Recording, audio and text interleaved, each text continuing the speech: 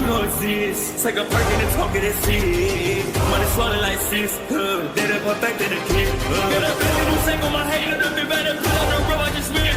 I know we got $1 million. The devil that shit ain't not cheaper again. Hello and welcome back, fellow anime lovers, to MangaMuse. I am delighted to have you join us once again in the world of fanfiction and fantasy.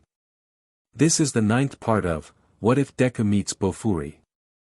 Special note, this fanfic is written and a masterpiece of Kuji17 on FANFICTIONnet. Do check and support the author too. Now smash the like, share and subscribe button for more. Also press the bell icon so that you never miss such great parts. Thanks for the introduction. Now let's dive into the world. UA Sports Festival. West Tunnel. Pacing back and forth with shaky nerves was one Kanoko Komori, muttering about the audience was going to be staring at them non-stop.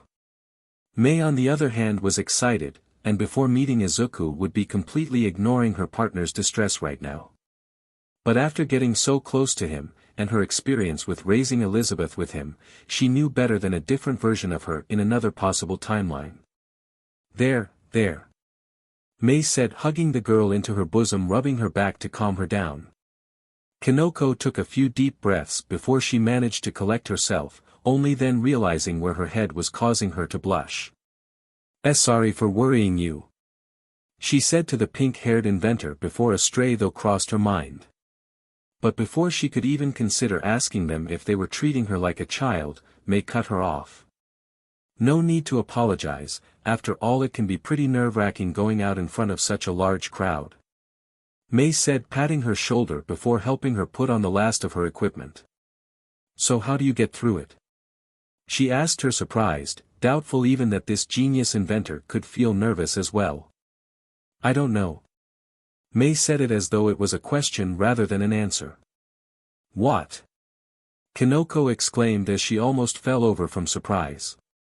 "Well, I just believe that every inventor should show their creations the love and care they deserve, that's why I call them my babies.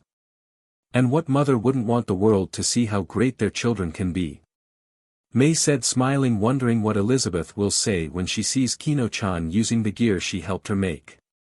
Kanoko was surprised at how such a simple way of thinking could instill such confidence, especially to the magnitude it is now.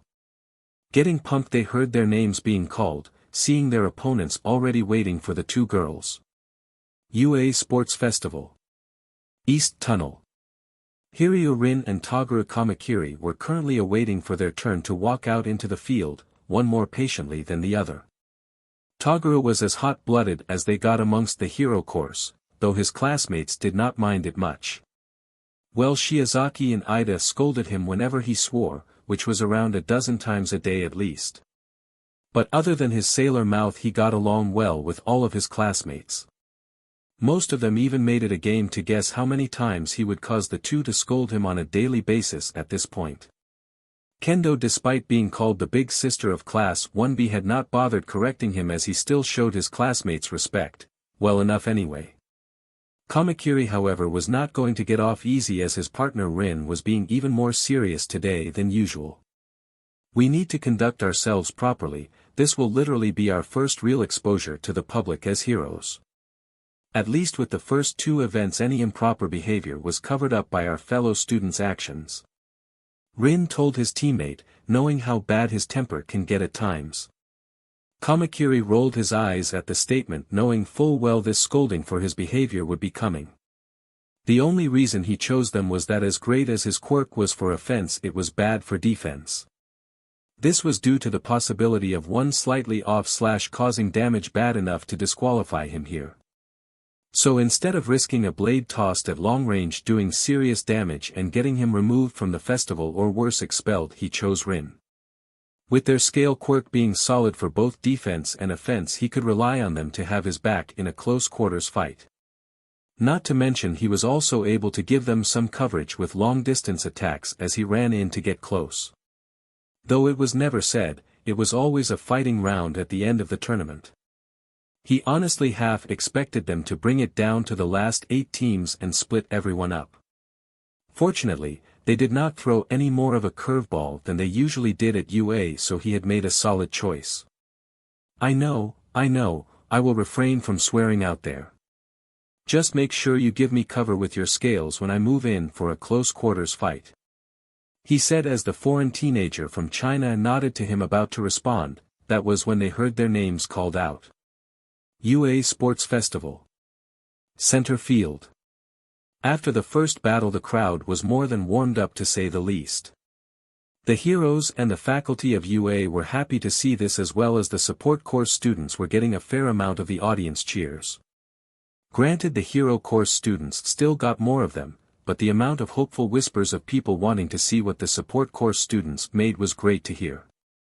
Even if they did not teach them directly or had direct connections to the support gear business like Power Loader, they still wanted to see all the students get proper recognition for their abilities and strong work.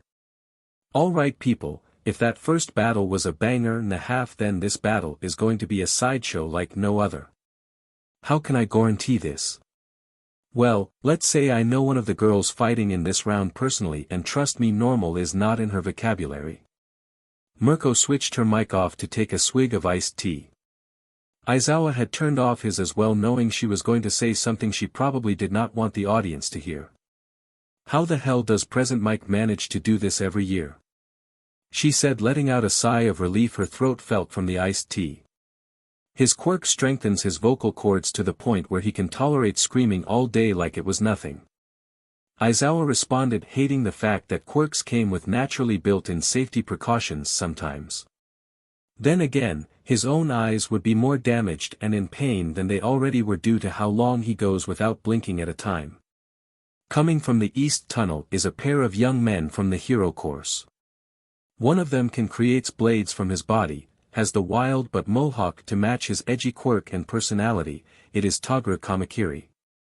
His partner is more level-headed but has proven to be just as determined to win this thing. It is VERYYYY. Mirko announced as they entered, the first raising a fist for the crowd as the second one stoically walked forward without so much as acknowledging the crowd. This was not due to him not wanting to put on a show for the crowd, but because of his opponent. For their opponent was the daughter-in-law of Mirko and Midnight. Needless to say, he knew it'd be no easy fight even if she was in the support course. Their classmate on the other hand would be simple enough to fight so long as they did not breath in her spores. Coming from the West Gate, a pair of aspiring young women. Mirko called out, knowing the crowd loves to see female heroes. She pleasantly heard people eagerly cheering for them to come out and show themselves, as they should be. One of them may seem like a shy little mushroom hiding in the shadows of the forest, but I assure she loves to be center stage. It is Kinoko Komori. She said as the girl in question nervously waved to the audience while her daughter-in-law was waving vigorously to them with a broad smile on her face. The other is a pink-haired hurricane of creative energy like no other. Welcome her and her babies, May Hatsum. Mirko continued to announce with more vigor for them, with Aizawa quickly commenting baby meant invention. Mirko knew she was supposed to be impartial, but, oh hell, everyone knew she was not going to be impartial when it came to her children and May. Even Nizu practically admitted so when he told her to at least try to not sound one-sided. Fortunately for Mirko, her wife was much more impartial than her and could handle the job of referee well. The support companies in the upper stands in their premium seating boxes had their eyes glued to her inventions. Especially after the previous support students managed to put such a fantastic fight against the Todoroki scion and his partner from the hero course. Including what they saw her use earlier, they wondered what trick she would pull out her hat next, so to speak. Are you ready? Midnight asked as she looked to both sides, getting nods of approval from each indicating they were ready. May this battle start. Now. She said, bringing her fan down in a straight line in front of her, giving them the signal to begin. Begin they did as Kinoko used the fans to unleash a literal suffocating wind of spores as one of them coughed violently from whatever kind of mushroom spores they just inhaled. Neither boy, fully expecting their female classmate to unleash the first attack, were caught off guard and causing both to take a sharp breath. This sudden sharp breath, however, only caused one of them to need to breathe in more air sooner. as the other was used to fighting with less oxygen at higher altitudes. Granted, both were still affected, the only difference being is that one of them could keep their guard up while the other was vulnerable to any long-range attacks that fortunately did not come. "Are you okay, Kamakiri's voice died in his throat as he saw Hatsum on his left where his partner should have been grinning maniacally. Arms crossed, she launched a wave of small metal shrapnel from full-length metal arm gloves she was not wearing when the fight had begun. Not wanting to get hundreds of paper cuts all over his body, he knelt down to dodge them. Extending his blades from his forearm, making them as long as he possibly could, he then created a wall-like shield with them, angling his arms to minimize the cuts on his arms. "You're going down crazy," he said, popping the large blades from his arms to grow and then throwing two smaller blades in a counterattack, causing her to roll to the side. As expected of someone Mirko approves of as a daughter-in-law, she is tough. Kamakiri though rushing forward to his opponent. Rin, who unlike his partner was used to training at high altitudes so he could hold his breath long enough to not get a lung full of spores. Though he still breathed in some through his nose, they were not enough for him to begin violently coughing like his partner. After taking a much shorter moment than them to clear his throat before talking to his partner, he turned to them.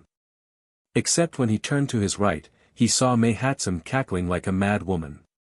He could have sworn he heard his teammate ask if he was okay, but he could not see where they were before they were cut off. Assuming that Mei's strategy involved Kanoko dealing with his teammate, he prepared to launch his scales. But out from her back she pulls out two metal sheets, throwing them at him with astonishing strength. "You're going down crazy," she angrily screamed at him, making him wonder if she even knew the definition of the word crazy before throwing two smaller metal blades at him, forcing him to roll to the side. Noticing she was then rushing to him holding two knives, Rin braced himself for the attack. As she had the dull sides pressed against her forearms in what he thought was her going to use her body weight to add extra strength to her strike. Unsure of whether or not Mirko taught her how to fight since she was not known to use weapons, he wondered where she learned to fight. Somehow, despite clearly dodging her slash by a large margin when he jumped back, she somehow managed to get the shallowest of cuts on his nose. How the hell did she do that? He screamed internally as he pivoted on the toes of his left foot. He took a massive leap back to the opponent's starting side of the field. Striking back without hesitation, as he knew giving her any opportunity to continue with a follow-up attack could lead to him being defeated. As well as leaving his partner alone to face two opponents at once. Launching scales at her feet, he managed to trip her up, giving him the chance to dash forward and grab them just below their chest to throw them. However, feeling her legs briefly despite his arm not being anywhere near them, he got distracted, unable to throw her strong enough to get her out of the ring. Something is wrong here, but what is it? Rin thought, trying to figure out why she seemed so out of character to him. Thinking strong about how he was somehow cut earlier, as if she had longer arms. When he thought about it, the answer to her legs just now would also only make sense if she was taller than she actually appeared. The only time I lost my sense of reality worse than this was when I accidentally ate those psychedelic mushrooms on the mountain a few years ago when training. He said to himself as it occurred to him what was happening and how her appearance suddenly changed. Seeing her charge at him with a feral grin he would associate more with his partner, he knew this was his only chance. "Kamakiri, I'm glad to see you kept your promise to keep swearing to a minimum," Rin shouted in desperation, causing Mei, or rather he now knew for certain his partner Kamakiri, to stop in their tracks.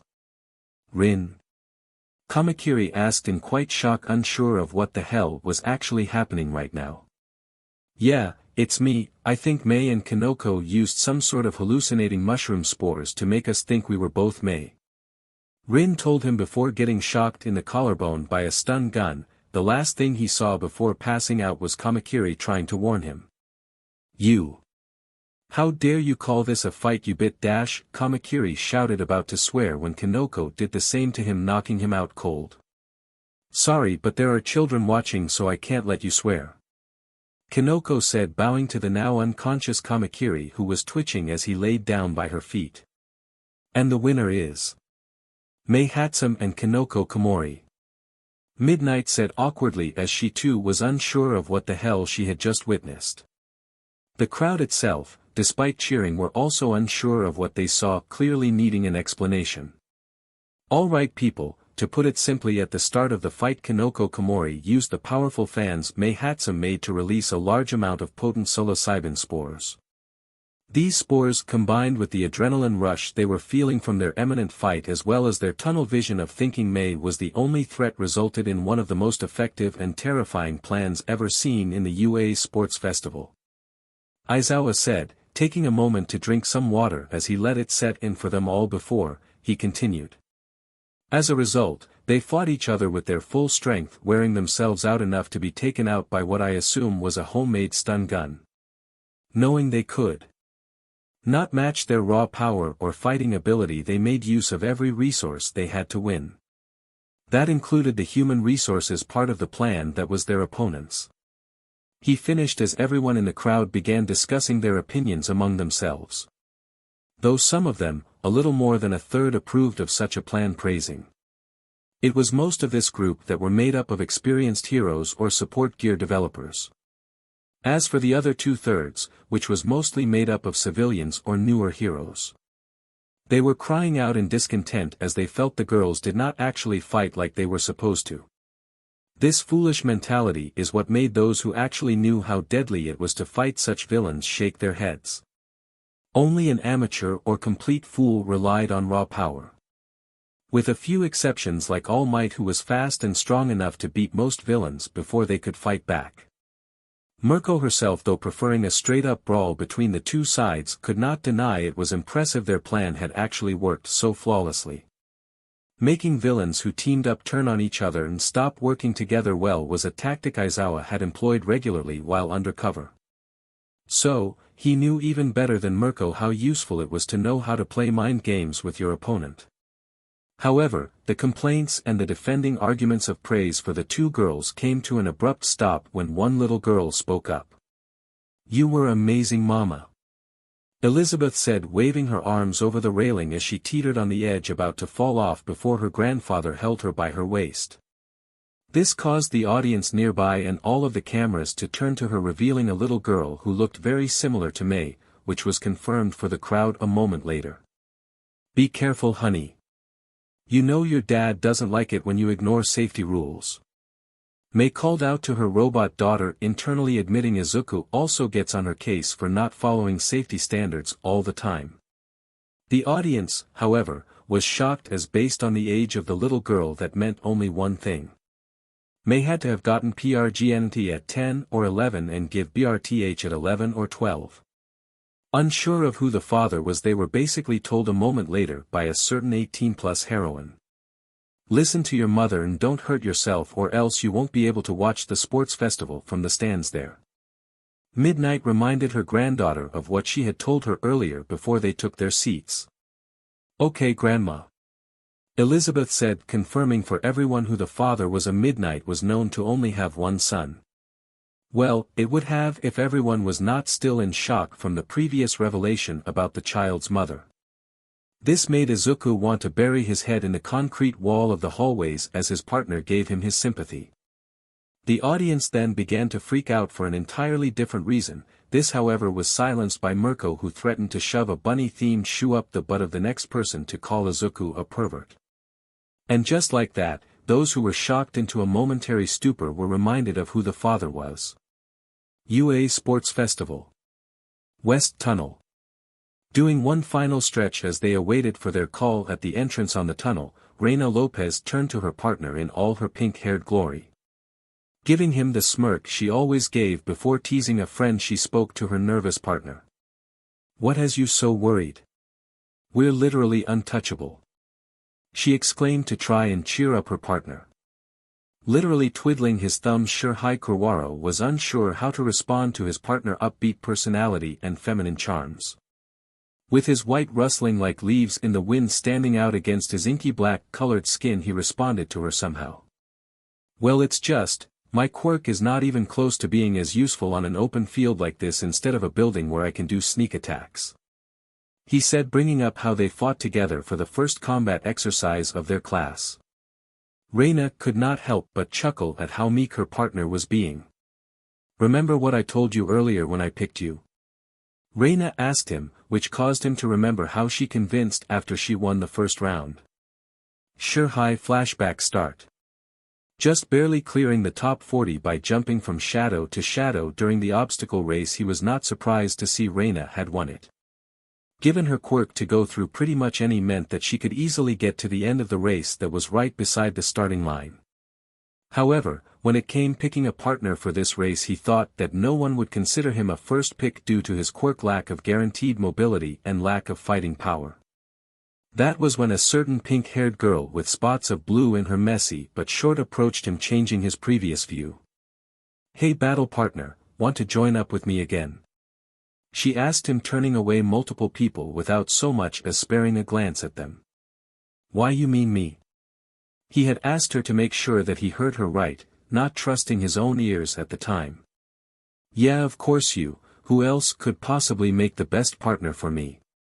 Reina responded back, giving him a goofy grin as she wrapped her arm around his neck, resting it on his shoulder. Nervous due to not being used to having physical with girls, or rather most people in general his age, he could not speak, but she seemed to have read his thoughts. "Listen, with my quirk I have guaranteed supremacy for the race portion along with my way bigger head start compared to the others due to my points. Add your quirk that in a pinch will basically force whoever's shadow you hide to fight to protect you. We are going straight to the finals and win this," she told him before dragging him over to register them as partners and rest up before the event began. Sure. High flashback end. "Yeah, I remember, you said that we were going to the finals," he told her, letting out a sigh as he still saw no way to beat their opponents in a straight-up fight. With possessing incredible physical strength and the other a strong ice quirk for long-range attacks, he doubted they could beat them. Shaking her head slightly in a way of saying no, she corrected him. "I said we would go straight to the finals. And win this," she shouted, pumping her fist into the air, grinning as she already knew how to beat one opponent. Slouch his shoulders slightly, he shook his head in disbelief. "Against them I can't do anything to stop them," he told her, making it clear that he had no plan to overcome this difference in abilities. "That is why I will take out Midoriya with you supporting me against him like you did against Yaoyorozu. Then we move on to Shishida and move on to the next set of opponents," Reina told him, enjoying the shocked look as she just declared she could beat either opponent in a direct fight with a little of his help. UA Sports Festival. East Tunnel. Jirota Shishida and Izuku Midoriya both were unfortunately of the same opinion when it came to their opponents. "There is now way for us to predict what they will do," Shishida said aloud, hating the fact that he could not simply think of a solution beforehand. Izuku, however, was not as perturbed as his teammate, or at least he is now, thanks to meeting Maple. If it was the old him, he would be panicking like a chicken with its head cut off, assuming he would have been standing here at all. He chuckled to himself as he shook his head. "Why are you laughing?" Shishida exclaimed, resisting his animalistic urge to strike Izuku for making light of a situation that was upsetting him. It seemed that even though he got along with Izuku, his instincts still put him on edge around Izuku and Maple. It was like his instincts were telling him that they both were predators who simply fighting near them would get him killed. "I just find it funny that even though our greatest strength is our intelligence, it will probably be useless against her. Add her partner's near-perfect defense of hiding in our own shadows and we will be lucky to even get a single direct hit in." Izuku responded back, knowing from his sister Maple that sometimes you just have to come up with strategies on the fly. Just to be safe though, he pulled his menu and looked through his skills to see if he had anything to directly counter her swimming quirk. "Menu open," he called out, still finding it wired how his and Maple quirks both have this function, as well as the fact that only they can see it. "What are you doing exactly?" Shishida looked over his teammate's shoulder as they were tapping the air like some sort of touchscreen. "No worries, it's just my quirk," Izuku said as he continued tapping the screen with his teammate still looking confused as to what he was doing. Since he had the time, Izuku decided he should send Maple a message about what she thought he should do. Though he even had to admit, despite being the one doing it, that he also thought this message system and the game-like screen were weird. UA Sports Festival. Center Field. After the first battle, the crowd was more than warmed up, to say the least. The heroes and the faculty of UA were happy to see this, as well as the support course students were getting a fair amount of the audience cheers. Granted, the hero course students still got more of them, but the amount of hopeful whispers of people wanting to see what the support course students made was great to hear. Even if they did not teach them directly or had direct connections to the support gear business like Power Loader, they still wanted to see all the students get proper recognition for their abilities and strong work. Alright people, the first two battles were intense in their own rights for their own unique reasons. One of which I am legally not allowed to discuss due to not being a medical professional. So don't expect this battle to be any different, as the one of the most orderly students of UA go up against two of the most chaotic of students. Mirko shouted, still trying to keep up with present mic energy whenever he did the tournament. Aizawa just rolled his eyes at this, as his hopes of not needing to wear earbuds in the announcer booth was destroyed at this point. Coming from the western corridors, the chaos I spoke of. A young lady who greeted all the other tired competitors of the first round with a cheeky smile, and a young man who came with her through the second round by literally hiding in the shadows of their opponent. Reina Lopez and Shurhai Kurwaro. She said as the two students came out, with Reina waving to the crowd while holding her partner's wrist up to force the shy boy to wave to the audience.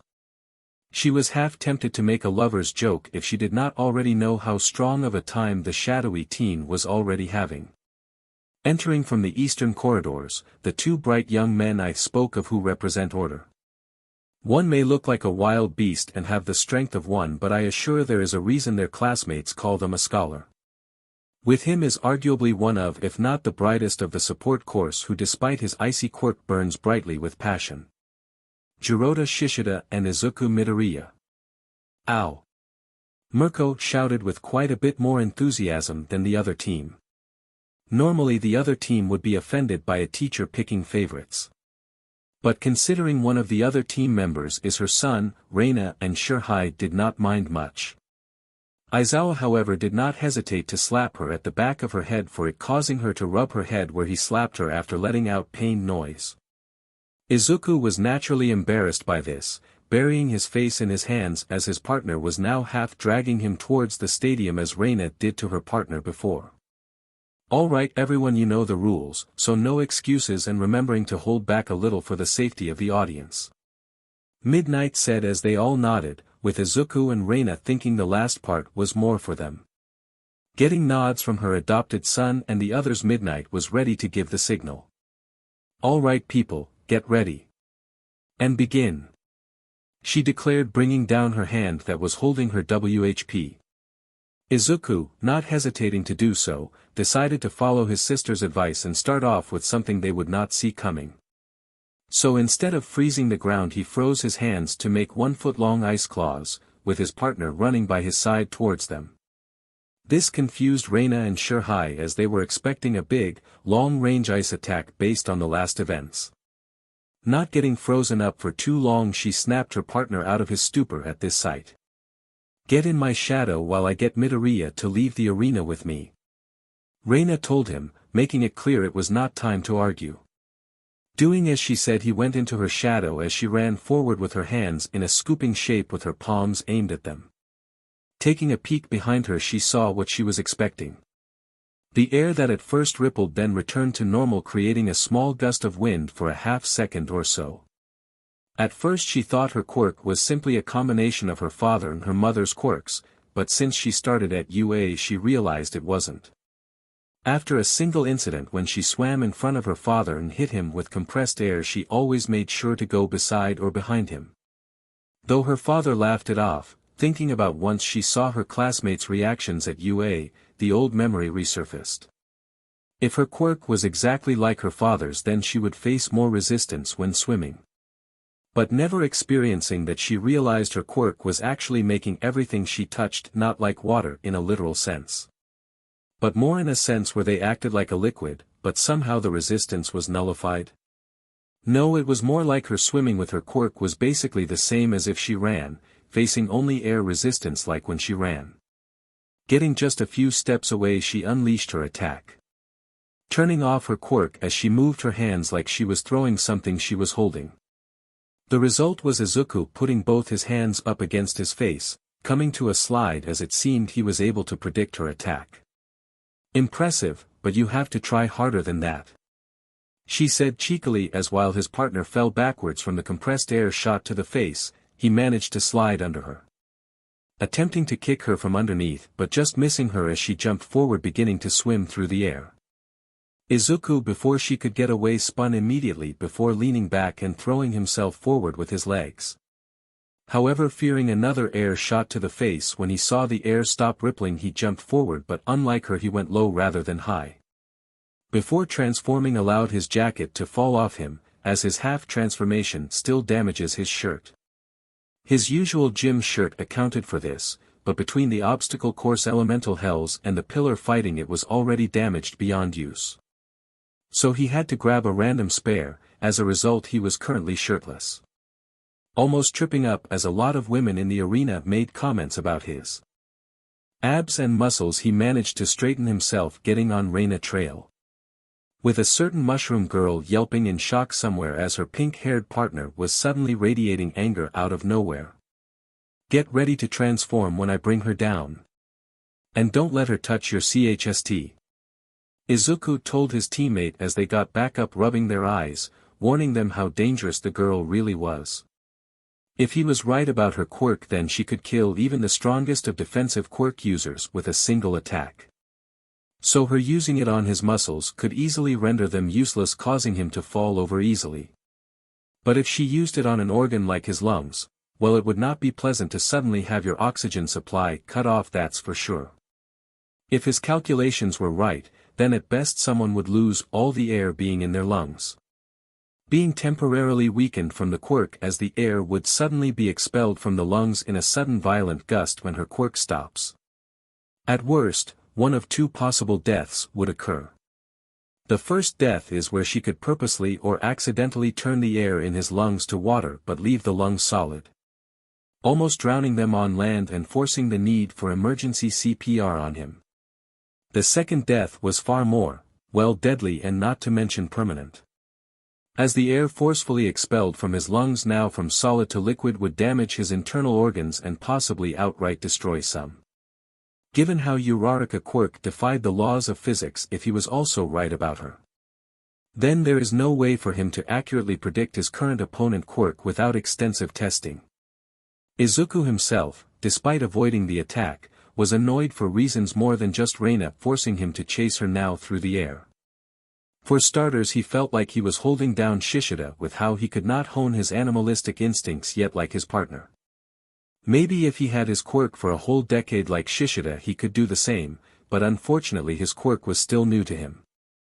As such, if she escaped underneath the surface, only Shishida could possibly track her, so they had to take her out of the match before that happened.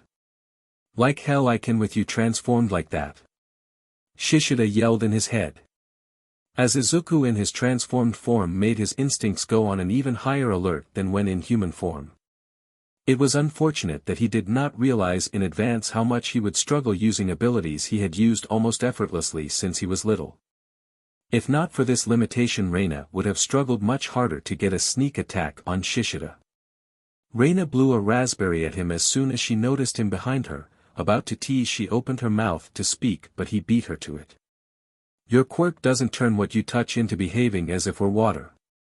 It allows you to turn anything you use it on into a liquid-like state before changing it back to normal. That instant change is why you can create those air attacks." Izuku screamed at her as the intense air current she was blasting in his face was making it harder not just to concentrate but to hear as well. Reina was unable to keep the shock from coming across her face so clearly as he already figured out how her quirk functioned. This was especially shocking for her as she who just recently discovered this about her quirk, had it for years before realizing the truth. The warning he gave to his teammate earlier also made her realize what her trump card in a close quarters fight was. "Even if you figured it out, I would still take you down with a single touch once you come crashing down." Reina responded by putting on a fake smile, unable to hide her internal nervousness at Midoriya knowing this. She may act goofy, but even she knows that the only thing more dangerous about him than his quirk is his brilliant mind that can make use of this information. Thinking of how long she would wait for him to tire out before telling her partner to unleash himself, a piece of concrete almost hit her. Luckily she saw it out of the corner of her eye and dodged just in time. Confused, she investigated the ring to see what she thought would be a rendered useless teammate breaking the ground and throwing the concrete pieces at her. "What the hell?" she exclaimed as she was not expecting him to be able to help his partner from such a distance. With this her plan just had a wrench thrown into it, as she now had to dodge attacks while tiring out Midoriya. It was then that a little girl who resembled Midoriya, but with pink hair called out to him from the audience. "Papa," the little girl called out as she stood up in her seat breathing fire in the air to get his attention as well as the audience. This confused her for a moment as she thought Midoriya and Hatsum had a robot lizard as a baby, not an actual kid. "I know you can kick her but Papa. Freeze her so strong, even her PP will need a heater shoved in there to defrost her," Elizabeth said, shocking everyone, but all for slightly different or the same reasons, as she used vocabulary taught to her by her two grandmothers on her dad's side, albeit taught to her unintentionally. The audience was all just shocked that such a small child that could be no more than 5 at most was shouting those obscenities. Reina was shocked by the fact this confirmed she was his actual kid as she expected such things in her vocabulary given who her two grandmothers were. Izuku was shocked that Elizabeth's first public appearance was her shouting such things at the top of her lungs. Mirko and Midnight were both currently receiving scrutinizing gazes from their work partners for the festival, causing them to nervously shrink away. Mizu along with the cult leaders were all laughing their asses off at the little girl saying such things in public to cheer for her father. Both hero course students almost fell out of the air but quickly righted themselves before falling too far down to the ground. Not wanting to disappoint Elizabeth or the rest of his family, a fire was lit in him as he began chasing after with determination. "Go beat her ass. Catch up to her already or else she is going to make you eat concrete and grass," Mirko yelled, unable to hold back, showing favoritism towards her kids. Fortunately this was not too much of an issue in the announcer booth since Midnight and Cementos were the ones overseeing the fight and were able to keep a neutral stance. Aizawa stepped in with his own analysis of the situation to try and cover up for her. Based on the chase from earlier, it is clear that the stream of air that follows her was keeping him from attacking her. So if he wants to prevent her from doing so again, he will need to get beside her to attack, he said, trying to make it look like it was planned. He was going to clarify her statement rather than rush to think of a neutral way to rephrase it. Falling against the stadium walls just below the audience seat, he froze it in a path ahead of him as he brought his wings together. Gliding over it, he used the tips of his talons to lightly cling to it. This allowed him to quickly catch up to her while avoiding the air current. Though it also resulted in his teammate stopping his concrete throws so as not to disrupt Izuku. Once he was beside her, he quickly opened his wings, jumping forward. He then turned to face her before unleashing his blizzard spell. Not only did it send her flying into the stadium wall, but it also pushed him further away. Somersaulting backwards, Izuku fired icicles. He then used another blizzard. Once straightened to dive forward at her. His plan worked as the purposely frail icicles broke to become smooth as they got close to her, causing her to dodge them to avoid the blunt damage done to her bones be them. When she dodged, he managed to ram headfirst into her midsection, forcing the air out of her lungs as she fell to the ground. But not before Shirhai launched himself out of her shadow to grab one of Izuku's talons, then flipping onto his back as he wrapped his arms around Izuku's neck. Though he hoped to try and get Izuku to crash into his partner in a last-ditch attempt to win, he was knocked off by a piece of concrete hitting his midsection.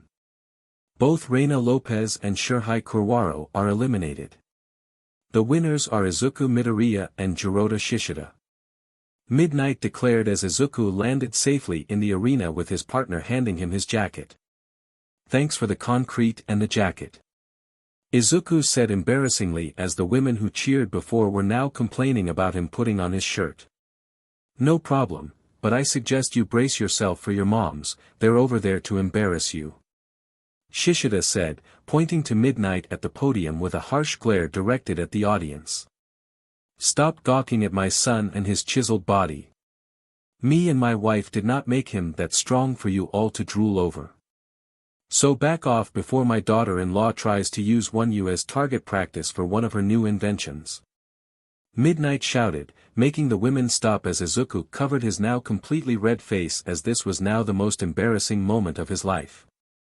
DMN straight, you should watch yourselves. I kicked his wimpy but into shape so he could protect the people he cared about, not for you all to catcall him like a bunch construction workers. Mirko shouted as well, as she remembered all the time construction workers bothered her on her patrols. Now Izuku was embarrassed more than ever before in his life as his mom just compared him to a lady in the street getting hit on by random men. Needless to say, even Aizawa felt bad for him. In this instance he speed walked off the field with his partner. Note to self, give my class another warning that SXLHRSSM and goes both ways for the genders. He thought, not daring to voice it out loud just in case Midnight heard and decided to pitch in. With that, the third fight was done and the fourth fight was slightly delayed by a few minutes so they could repair the damage to the arena. UA Sports Festival. West Tunnel. The two boys were worried as the immediate matchup with the girls threw a wrench in their plans, though they knew it was possible. But the odds were still in their favor that they would be able to climb the ranks and get to the finals. Originally the four knew if they went up against Todoroki they were done for, no matter what. But if it was Maple, then they could trick her somehow and knock her out of bounds, so they were hoping she would take out Todoroki for them. It's not manly to eliminate our teammates, but it's also not manly to just surrender. What do we do? Tetsu asked his partner in their room as they waited for the time to go and fight. Though they were surprised when one of the wild pussycats asked them to hand over any quirk suppressant drags.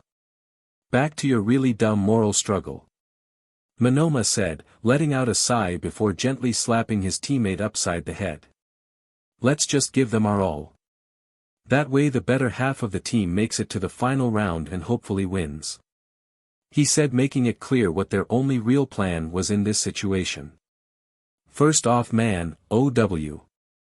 Secondly, despite the bad luck we got, we're gonna do this the manly way. Tetsu exclaimed, pumping his fist, not noticing the suspicious look Monoma had on his face. What are the odds of us four facing each other in the first round? Was it just a bout of bad luck? Monoma kept to himself, as it would either go over his partner's head or make them cause a scene out there. So, he kept his accusations to himself, thinking that without proof it was better to keep quiet and bare his teeth. That was when a disturbed thought crossed his mind, one that made him worry for the audience's safety. Why would Nizu allow Maple to face Shiozaki in the first round? Monoma whispered aloud, realizing that it was indeed an odd choice. After all, if Nizu was rigging the match for the four of them, then why would they risk Shiozaki pushing Maple over the edge? Logically speaking, he wouldn't. He would simply double down and do another match where she gets eliminated.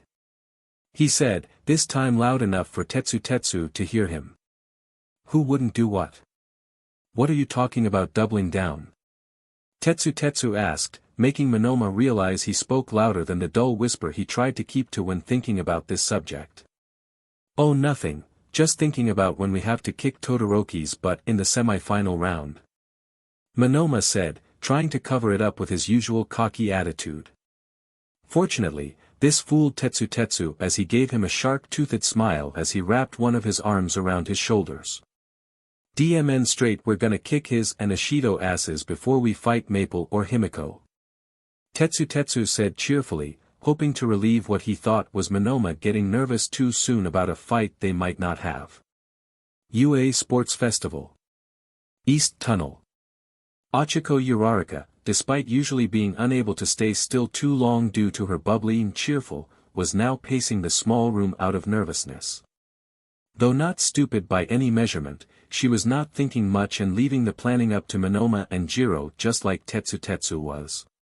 So when their plan went so badly right from the start, they were concerned as they could not think of any way to get around having to fight each other. Kyoka Jiro had put her head together with Nido Monoma before to come up with their plan, albeit a simple plan. Not minding that their partners decided to leave the thinking up to them, as they were better fighters than thinkers. That was not to say Uraraka was not as smart as her, the rock music-loving teen would never call the girl stupid by any means. It was just that she was, for lack of a better term, she was an average girl who lived an average life. So just like Tetsu, she did not have to learn how to read people or be cunning to get through life solely due to her quirk. Monoma, for his part, if not for his family wealth, would have been treated almost as bad as mutant quirk users because of his copying quirk. Since people saw it as him being essentially quirkless if he did not imitate someone else's unique power. Jiro, for her part, like all mutants to some degree, was called weird or a freak. Even the boys with mutant quirks did not treat her like the other girls in her class due to her lacking what they considered to be important feminine features. As a result of these past experiences, Monoma and Jiro picked up skills that lead to their plan up till now. For the young blonde, he had to make use of cunning stratagem and what others would call cheap tricks to deal with bullies due to his lack of raw power. Jiro, on the other hand, had to learn how to be observant of everyone around her in order to know when to hide or run away in time. By combining these two specialties, the two students had decided the ideal pairing to assure all four got to round 3. As well as the finals, where ideally they could take it easy after all their other matches and have a less intense fight, essentially a genuine sparring match. Having both Uraraka and Monoma be the half inside the wall, they could use her quirk to make sure they did not fall and get eliminated. As for why they divided it up by boys and girls. While it was true that Tetsu and Uraraka were both better suited for close combat due to their quirks. Tetsu, unlike Uraraka, was essentially a brainless brute, so he would need Monoma help in the fights more than Uraraka. So, Jiro was fine with this pairing as was Uraraka, but now the pair were beginning to regret this decision. Essentially, this team was both not planning on giving their all in the finals if they met, but they also planned on taking advantage of essentially a 4-person team. Both things they had no idea that Nizu hated, well, the second one being for the first year of this format only. Calm down, Ochiko. Jiro told her, sighing as their fight would start soon, and this pacing would not help her warm up at all. How can I be calm about the plan going this wrong? Why are you so calm? Ochiko yelled unintentionally at her teammate, who in her opinion was not behaving right. At this point all we can do is fight with everything we have. Whichever pair wins will have to carry the hopes of the other two, even if they have to face the two titans of the hero course. Jiro said, seeing the realization and acceptance of the situation set in on Ochiko's face. Just like Monoma, however, she was thinking something was up but decided not to tell her partner till later. UA Sports Festival. Center Field. The fourth fight that Nizu told him they were afraid of being boring, therefore agitating the crowd, was about to begin. Now it is not to say that the teachers would ever consider the students fighting here as some form of entertainment, but rather another test. But like the crowd, if they pull their punches because they are more or less a whole team of 4 rather than 2 teams of 2. It would upset the teachers as this fight would end up being useless to assess the students' current abilities. I hate fights like this. If they hold back against each other, I am going to ask Nizu to punish them with extra harsh training instead of internships. Mirko said aloud. Luckily both had their mics turned off while the commercials played in between matches. I assure you, us teachers, especially Nizu, who all hate such things, will gladly agree with your idea in the after-festival meeting if it happens. Aizawa told her, seriously considering helping her to plan the Spartan training. Getting the message to continue to the next match, the two heroes turned their mics on and the commercials off. All right people, are you ready for a fight between teammates? Mirko yelled, getting cheers in response from the anxious crowd. I can't hear you pansies. The cheering grew even louder. That's what I'm talking about. Now for the introductions, she said, deciding to go with the boys first, since Tetsu had a bigger spotlight. First up is the boy half of this fearsome fursome. The metallic wall of manliness, and the connoisseur of quirks. Tetsu Tetsu Tetsu Tetsu and Nido Monoma. Mirko called out as they walked to the arena, with determined looks ignoring the audience. This behavior from the blonde was a surprise to the teachers, as they were all expecting him to be showboating after hearing the audience cheer for him. Also, the looks in his and his partner's eyes were both the determined looks of warriors ready to fight with their all. For the girl half of the team, here they step up to the most violent dance floor around. The punk DJ who will bust more than your lip, and the gravity-defying back with literally sickening moves. Kyoka Jiro and Achiko Uraraka. Mirko said, seeing the subtle strained smile and pinched glare from the gravity-manipulating girl. It seemed she did not appreciate the joke about her quirk making her vomit if pushed to its limit. Though the crowd was eating up the girl power angle that the 4 students had unintentionally created by splitting the team by gender. All right everyone, you know the rules, so are both sides ready? Midnight said, getting nods from both sides as they got into position. Begin. She declared, setting off this struggle of allies. Just as she said, they started the fight with Tetsu Tetsu turning into metal and charging forward with Monoma behind him. Jiro countered this by using her ear jacks to create a dust cloud. This move stopped the 2 boys in their tracks. Just barely avoiding the fate of tripping over their own feet, the 2 boys caught themselves just in time to put their guards up. I may be an idiot, but even I know better than to run in there blind when Uraraka can send me flying with one touch. Tetsu Tetsu declared with a slightly nervous pride, despite calling himself an idiot. Unfortunately for him, that was not how Achiko would attack, rather the dust cloud was hiding the ammunition of her attack. Before the 2 boys knew it, pieces of concrete were being thrown at high speed. But the catch was that these pieces were hitting with strength beyond what something being thrown that fast by either of the 2 girls should be. What had actually happened within the smokescreen was Achiko making the pieces weightless, and then using Jiro hearing to figure out the distance of the boys. Once the distance was known, she could time her cancelling out her quirk so the weight would suddenly return upon impact. Though some of the shots were not timed right, they still managed to hit with decent strength considering Tetsu Tetsu's powerful defensive quirk. Sadly, for them, Monoma did not plan to let his partner keep taking the shots forever. Deciding on the quirk he would use to counter it, he decided to reveal/test his newest technique in the first ever fight he would use it in. After the attack on UA and using the powerful healing quirk he got from Maple, he realized he had a connection to her through her quirk. So, he began thinking about whether or not he could sense other quirks around him without touching people. After some in-depth practice, which included a lot of meditation, he discovered he could indeed sense the quirks of others like he did with Maple quirk at the time of the attack. However, he had a very limited range, so he could only reach the first row seats. In that first row he found twin little girls with different colored hair, but they had the same shockwave-producing quirk. He also sensed other quirks in them along with the man sitting beside them, however he ignored this and wrote it off as a mistake on his part given how new his trick was. Using the shockwaves he heard a yell from the smoke, and as he kept doing it the throwing stopped, causing him to grin. Hey! When did you copy that shockwave quirk?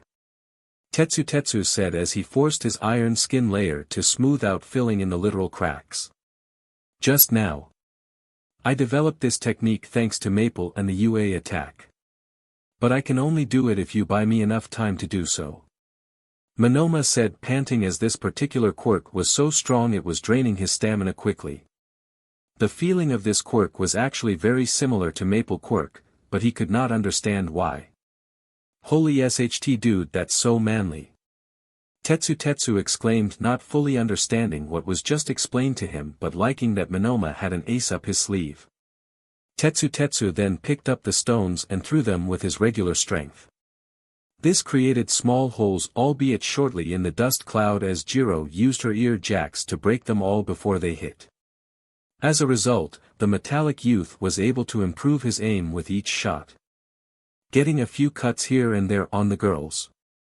The cuts are from both just barely missing them as well as from when she broke them, and the tiny shards still cut her. The ones Jiro did not break were simply dodged. But it was still a struggle to find a counterattack as their dust cloud was starting to disappear. The increasing accuracy of their opponents was also starting to become a serious concern. Their once shield in the form of the dust cloud was now making it harder to dodge the attacks. But with whatever quirk Monoma copied, they could not wait for the dust cloud to disappear. As it was causing more damage to the arena floor she already did, keeping the dust cloud from disappearing on its own. We have no choice, we need to get close before Monoma attacks us directly with whatever quirk he copied. While I toss Tetsu out of the arena, I need you to hold him off for me. Ochiko told Jiro, getting a nod from the music-loving hero student. Doing something to her hands quickly. Ochiko was ready, so they both charged forward, not wanting to take any more damage. The teachers, however, were concerned to see how tiring Monoma's new technique was. Mirko and Aizawa, almost going silent before midnight, reminded them over their earpieces. Focus. We can discuss this new trick and if it is a result of his quirk mutating due to Maple Quirk after the sports festival is over. Midnight chastised them, as they all heard what Monoma said but the public didn't. Present Mike really saved their asses by taking control of some of the audio equipment quickly to filter out the students' voices there. What was one hell of a shield the girls managed to make has now turned against them. Mirko shouted excitedly on the outside, but disappointed on the inside. As this tactic was obviously very flawed from the beginning. Removing the use of Jiro quirk should have been an obvious and easy way to counter it. So, the girls not having a backup plan to immediately put into place was a bit of a sad sight for her as their teacher when it comes to fighting.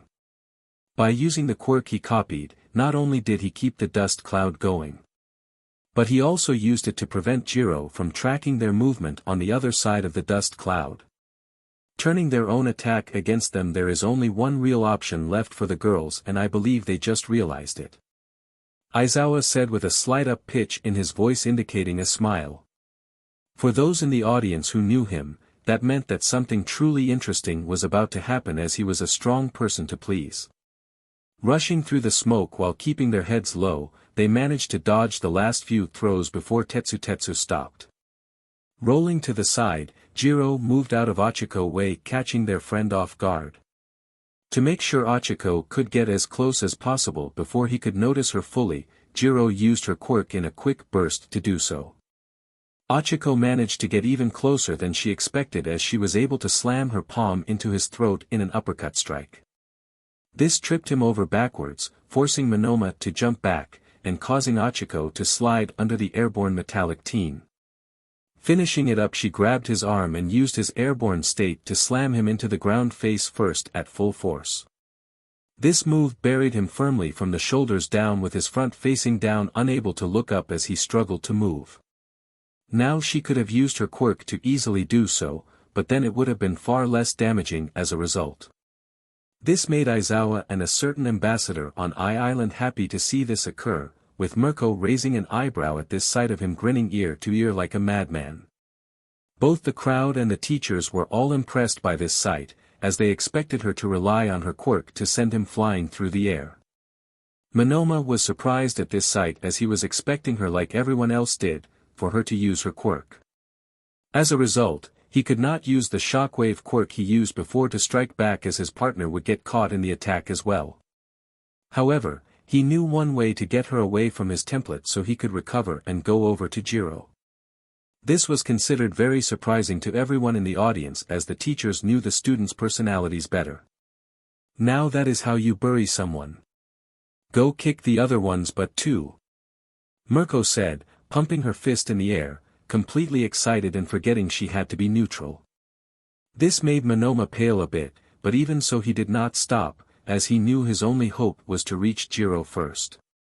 Cough, yes, that was indeed a good attack, using his own increased weight from his quirk as well as his momentum from fighting back to trap. However, it is clear Monoma is not done yet by a long shot and plans to even the score. Aizawa said, pulling the rabbit heroine back into her seat by the back of her leotard. Naturally he had the permission of her wife to grab her tail if need be, but he did not feel like turning off their mics quickly just to turn them back on right after. However, what seemed odd to the underground hero was that his co-host seemed unworried by the sight of Jiro about to get a direct attack by Monoma. If anything, it sent alarm bells going off in his head as she gave a small yet slightly savage grin.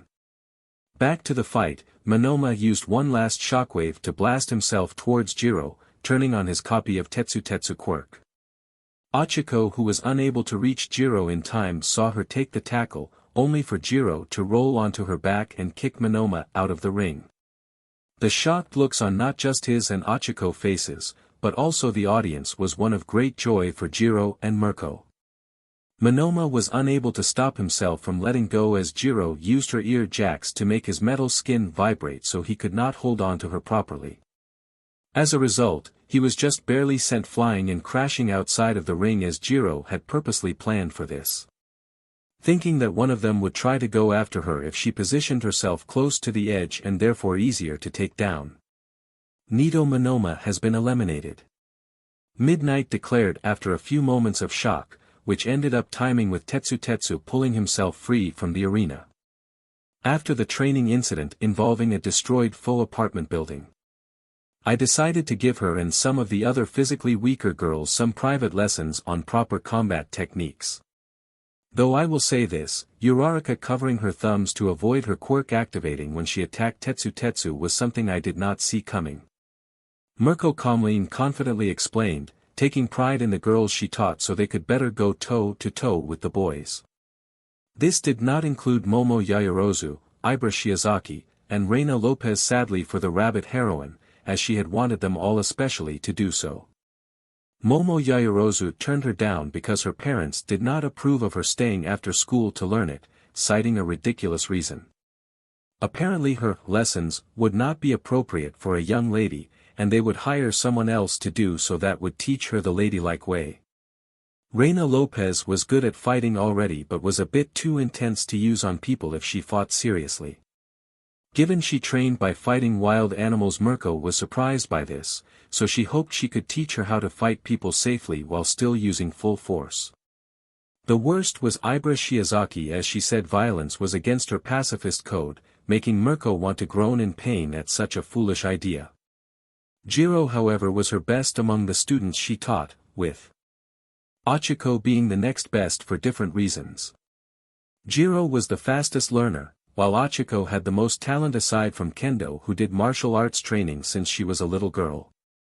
This training was sadly necessary since unless they had a mutation quirk like Mirko that enhanced their muscles and their growth, then males would almost always be stronger than female heroes in terms of raw strength, as this was just a fact of nature. "We're not done yet," Tetsu yelled as he charged forward at the two of them, hoping he could at least drag the two of them out of the ring with him, making them touch the ground first. Realizing that earlier her hands had to be partially covered and unable to use her quirk, he thought this was his best chance to take them down. Sadly for him, Jiro was quicker and more accurate with her ear jacks than he thought. As he charged and was just a few steps away, Jiro used her ear jacks to quickly pull off the ripped sports jacket covering her thumbs. Only able to widen his eyes in astonishment as Ochiko took a step forward, closing the gap before he could stop himself just short of reaching her.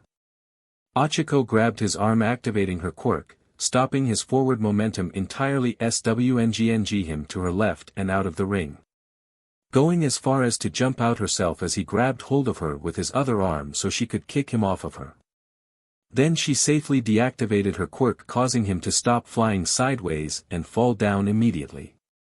Pushing him down into the ground with her own weight, she smiled at the declaration that followed. Tetsu has been eliminated. The winners are Ochiko Uraraka and Kyoka Jiro. Midnight declared as the audience cheered for them, clapping their hands vigorously for the young ladies. Releasing her quirk, Ochiko got off of Tetsu and helped him up as Monoma got up on his, with Jiro jumping down to join them. "Not bad for you two, but unfortunately for you, Mirko-sensei made sure we could beat you boys in technique even if you had us beat in muscle," Ochiko said, smiling as she gave Jiro a high five as she walked up beside her. Fair enough, you ended up handing us our asses. A real man can admit to that. By the way, nice throw, Jiro. Tetsu said after seeing the replay on the screen as he laughed heartily before wrapping his arm around Jiro. Due to the height difference and his blinding enthusiasm, he missed. He swung his arm too low and too close to her chest, resulting in his hand grabbing a hold of her left brst. Sorry, was all he could say after breaking the now awkward silence of the stadium before she flipped him onto his back and stomped on his chest with a bright red face. I know you did not intend to do that, but all other boys should also take this as a lesson. If you are going to hug a female classmate in any way, shape or form, be very careful when doing so. Mirko coldly said with a sigh as she along with all the other staff knew full well how thoughtless and energetic the young man could be. Kind was definitely a word that could describe him, but unfortunately also thoughtless and energetic were also keywords to describe. The last two being a bad combination, but made even worse with how well-intentioned the person would usually be when doing the thing that got them in trouble. UA Sports Festival. NEZU and UA Board Member Meeting Room. Before the first match. At this very moment, all the board members were losing their minds as they were divided between three different tasks. The first important task was going through checkups with the heroes and security cameras. With the second one going through the support gear approval and asking the remaining contestant in their rooms if they had snuck in quirk suppressant drags. Finally, the third one was doing battle simulations for the remaining fights and telling Cementos and Midnight what to be ready for. The second most important task was almost done, as well as was likely the first to be done due to how simple and easy it was to do compared to the others. Anyone who brought quirk suppressants with them was obediently handing them in without complaint. With the first important and third important following suit, the third task they decided needing doing ending up being of a special importance once the matches had been changed. This required Nizu specifically as they had no time to discuss unanimously what safety measures to put in place and had left all decisions to Nizu. The strong part however would be to put safety measures in place before the more dangerous matches began. This was why the third task was the most frustrating for Nizu as it was already taken care of in advance before the festival had begun. Yes, he took the time to run the millions of possible pairings and matchups for the final round of the tournament as a safety precaution. Though rigging essentially what was the entire third part of the tournament was immoral, it was necessary considering how dangerous half the matchups would have been. The first three matches were relatively fine, as well as the upcoming fourth as he needed to prevent the team of four from coming in first and second place.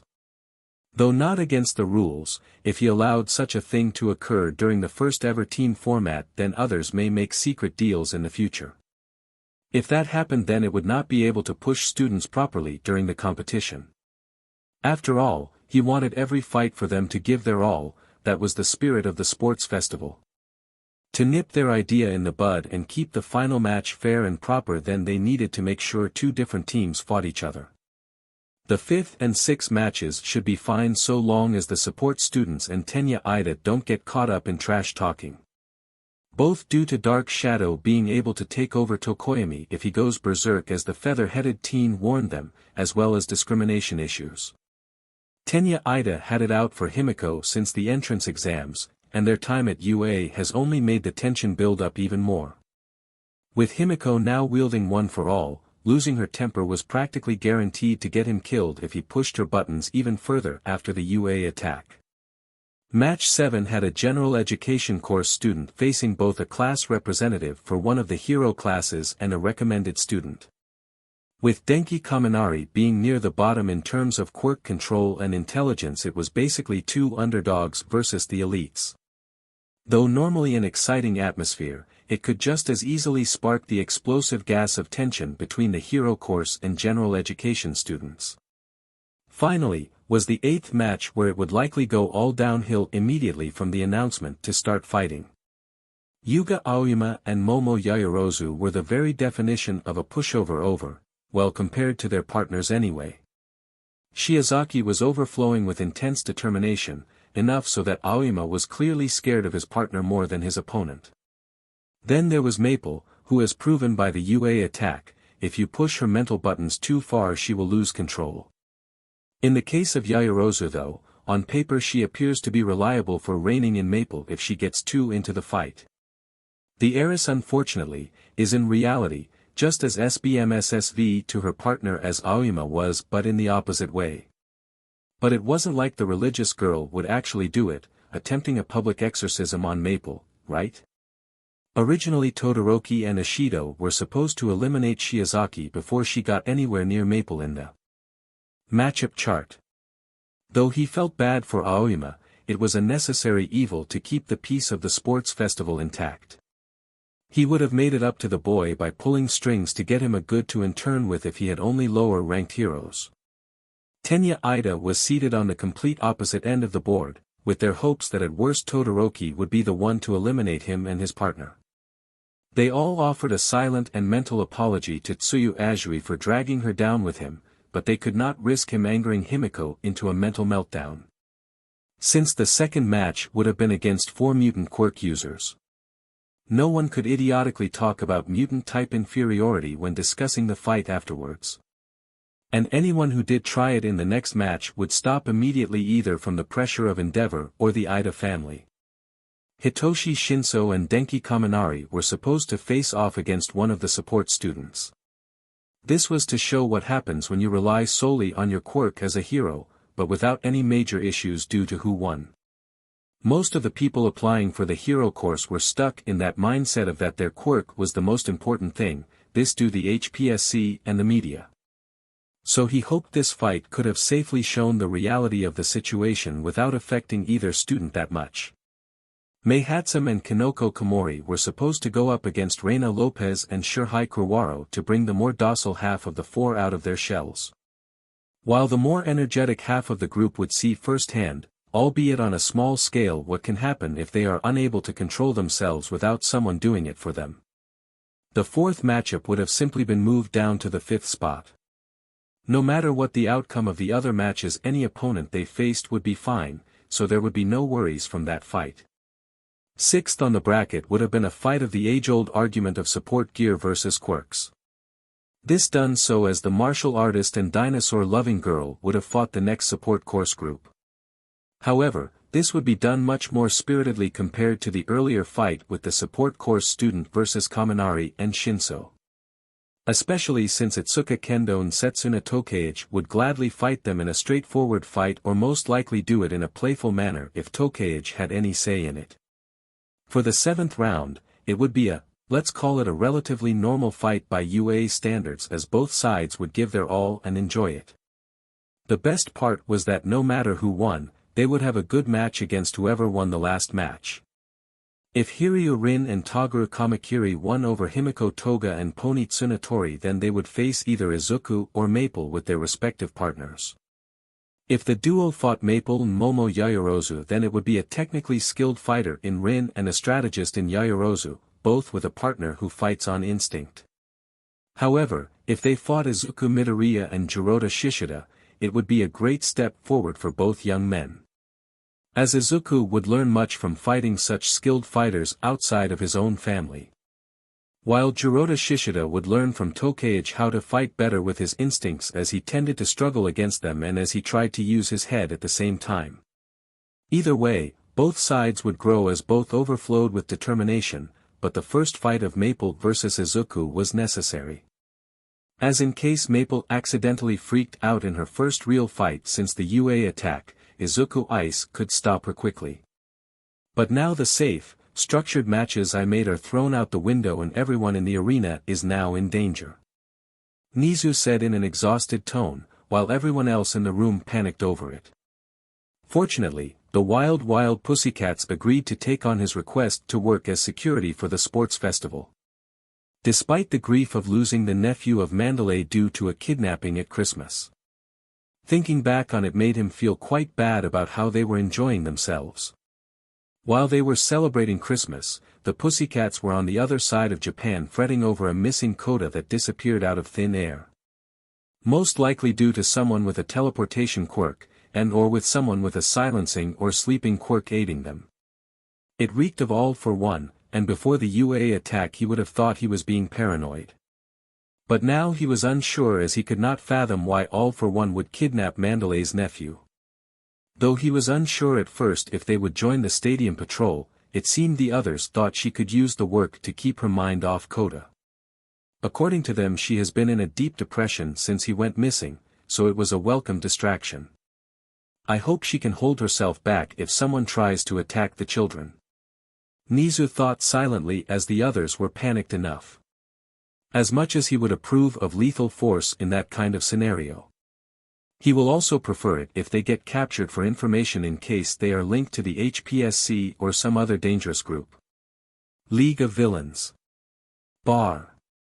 Seeing Maple ditch her chariot at the start of the chariot race made Sally and his break out in laughter. It got especially out of control when that horse-like girl followed her lead again and kept it a neck-to-neck race with their top spots. That swimming girl that shocked them as she came in first place with ease for the first round, was keeping her lead. To the point where they questioned if she could actually beat Maple somehow if they went head-to-head. That pink-haired beach is not taking any of this even half seriously so far. Bakugou said with a tsk of his tongue before finishing off his drink, thrusting his glass to Kurojiri for a refill. Well, no SHT that the map hacker is not taking this seriously. That DMN smile of hers made it clear she thinks the sports festival is a joke. Tomura said with spite in his tone as he tilted halfway back to look at Bakugou. The fact that they were living with what he thought was his future girlfriend is the sole reason he hated Bakugou. Other than that, he would probably get along with him as they trash-talked heroes, or he thought. Not realizing Bakugou was more like Izuku than he would like to admit. All he had to talk about was heroes. Well, he also had his love of spicy food, but those two things were really all he had. I meant she is holding back, you dumbass. She is probably just barely doing a quarter of what she can really do, and that is at the absolute most. Bakugou corrected him as he took his glass from Kurojiri, feeling the bartender give him a judgmental glare. He knew he was being childish with his choice of words, but unlike Sally, this man-child, as far as he knew, had no excuse for being a man-child. Flashback start. It was just a day after he moved into their hideout with the two girls and decided on the house rules, that they said they had to tell him the truth. So, what truth did you need to tell me? He asked them, wondering what sort of truth was so ground-shaking, that they seemed worried. Well, you see, we are from a different world without quirks. Sally told him, going on about the video game, the portal, and their other friends. He was about to call the two of them crazy, but in less than a second that thought died as he saw the serious looks in their eyes. Letting out a sigh, he rubbed the back of his head, trying to relieve the headache brewing at the back of his head. I can tell you two aren't lying, and that would explain that. Maple Girl and the ice bird monster that appeared. He said, unsure of where to go from there with the conversation. It also made the impact of them releasing him from his jail cell, as well as trusting him to live here with them, all the greater. So, what is your plan to handle the Hands Creep and his organization? Bakugou asked them as the conversation of their whole plan began, going on till sunrise the next day. Flashback end. What did you say? Tomura said, not asked, as he heard it well enough to know what he said. Calm down, Tomura, you need to focus on studying the UA students for the next attack. Kurojiri said, not liking that Bakugou was suddenly picking fights with his young MSTR. In fact, he seemed to have a completely different air to himself since the last time they met. As much as he was curious about this, Bakugou raised a good point when you looked at her. But he was right, her quirk does seem that it could be more powerful than we first thought. He said, trying to steer Tomura back in the right direction in case this ends up slipping past him. With a TSK noise he turned back to the screen.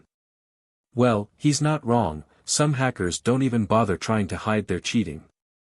Tomura said, hating how he had no choice but to agree with the guy that the girl could become a legitimate threat to them in the future. What caught their eyes next, or rather was of note immediately discussing, was Mina Ashido, who foolishly declared that there were only 16 left.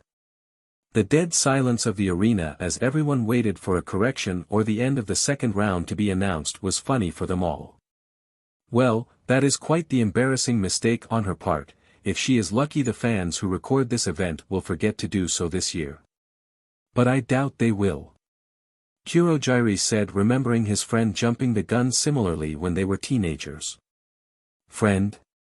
Teenagers?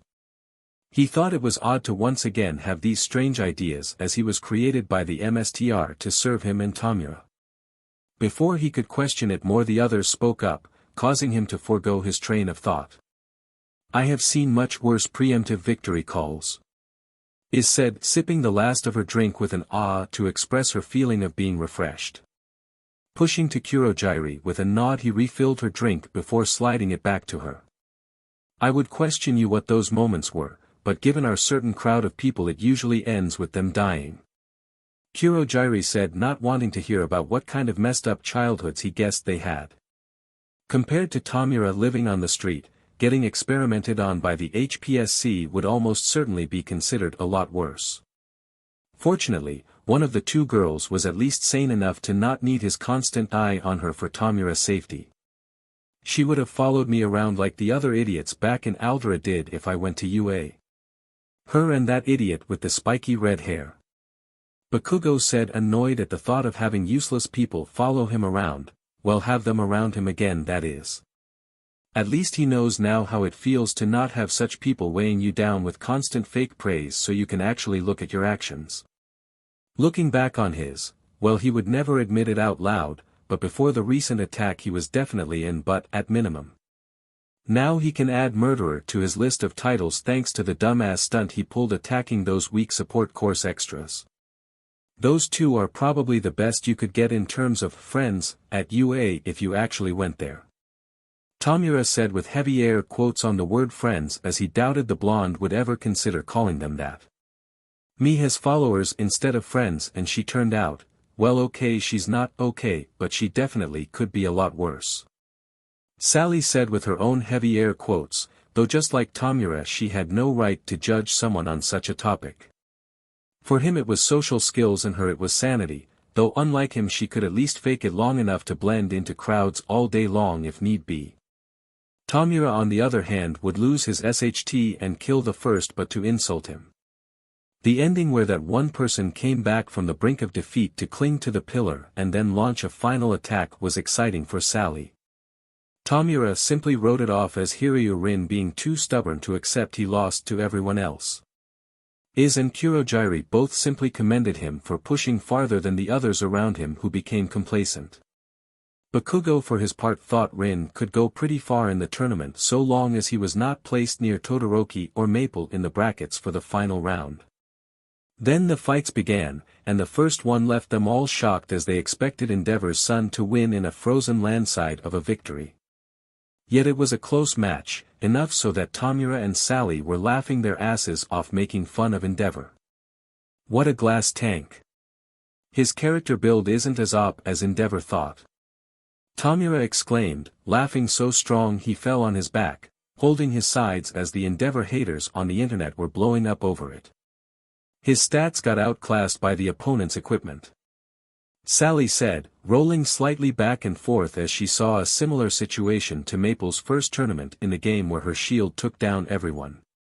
The others were a bit more subdued, with Bakugou groaning in disappointment at the sight of the number 2 hero's son getting taken down by something simple like a flash grenade.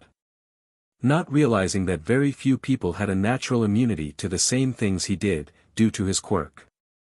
Kurohige was simply concerned as he understood that it was a very painful tactic to be on the receiving end of.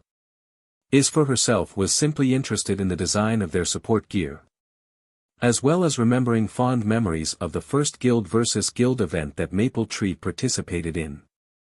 For the second fight, it was even more painful for Bakugou to watch than the previous as the idiots fought each other rather than their actual opponents. Iz liked how the support gear did as the name suggested and supported the quirk of the girl perfectly. Kurohige meanwhile appreciated how the girls made use of a lack of raw power in order to defeat the clearly stronger opponents. But the two gamers meanwhile. I hate status effects, they take the fun out of learning the game's combat mechanics. Shigaraki said, ignoring how he would call his quirk an instant death attack that would also technically not allow for a test of skill or raw strength. I know what you mean, status effects take away from the fun of PvP, especially against strong opponents. Sally said, forgetting all of the time she took advantage of Maple Poison's status effect to defeat opponents instead of challenging them head-on when they played the game together. Then came Izuku's fight, the only one Bakugou had a personal interest in other than Maple, though her fight was more because of Sally. Before he would have written off Izuku as having to rely solely on whatever stupid piece of support gear he made at UA. But now seeing him use a quirk or rather a skill earlier, he knows that the DMN nerd with his intelligence and analytical skills could easily beat all of them except for Maple. We are about to see the best fighter UA has to offer for the first-year class. I hope Pinky understands that, or else she is going to lose strong. Bakugou said with a tone suggesting he wanted to be the one to fight Izuku in the tournament. This was a sentiment the others picked up on quite easily, even the usually socially inept Tamura Shigaraki. Sadly, I doubt that you will get far enough past the front gates to fight him. Kurojiri gave his condolences to the young man, feeling bad for him to not settle whatever score he had with the green-haired young man. I would prefer it if you didn't ruin my equipment I made for you for such a stupid attempt at an attack or challenge. Iz told him, hating that it was harder for her to get materials now compared to killing monsters in a video game. As much as I would love to see him kick your butt, I don't have the time or resources to waste on the few minutes of entertainment you could provide. Tamura said, with a slight hint of mockery. But mostly dull seriousness that reflected how much trouble it would be for him and Sensei. Though I trust your ability to size up opponents, there is no way Maple would lose to him just because you could. Sally told him, slightly annoyed he thought someone could ever beat Maple in a one-on-one fight. However, she did not mind it much, given what he told her about Izuku and their shared past. I don't want to go over there and fight him right now. I'm just saying the pink-haired beach is going to lose when she fights him. Bakugou shouted at them all annoyed they thought he was reckless enough to ask to be teleported there in the middle of a security-filled stadium. Iz let out a stifled laugh at this reaction. No need to yell at us, we were just joking, well I was anyway, not too sure about Gamer Boy though. Bakugou would have continued arguing but then he saw Izuku fighting and, that was not how Izuku would fight if he could. He knew that such a reckless and straightforward attack was going against every quirk calculating bone in his body. Izuku would cautiously be on the defensive and observe his opponent before just going in like that, then again a lot has happened to Izuku in the last year so perhaps he changed. If so, then could I still beat him? Bakugou thought to himself for a moment in disbelief as he saw the fight play out till the end, with Izuku winning. The wild chase however had the others completely enraptured, especially with Izuku's finishing move and blowing them all away. I could be wrong but, does that look like something Maple would do? Iz asked aloud as Sally responded back to her. Yeah it is, only she would think of doing something crazy like flying directly in front of an opponent who can take you down with a single touch.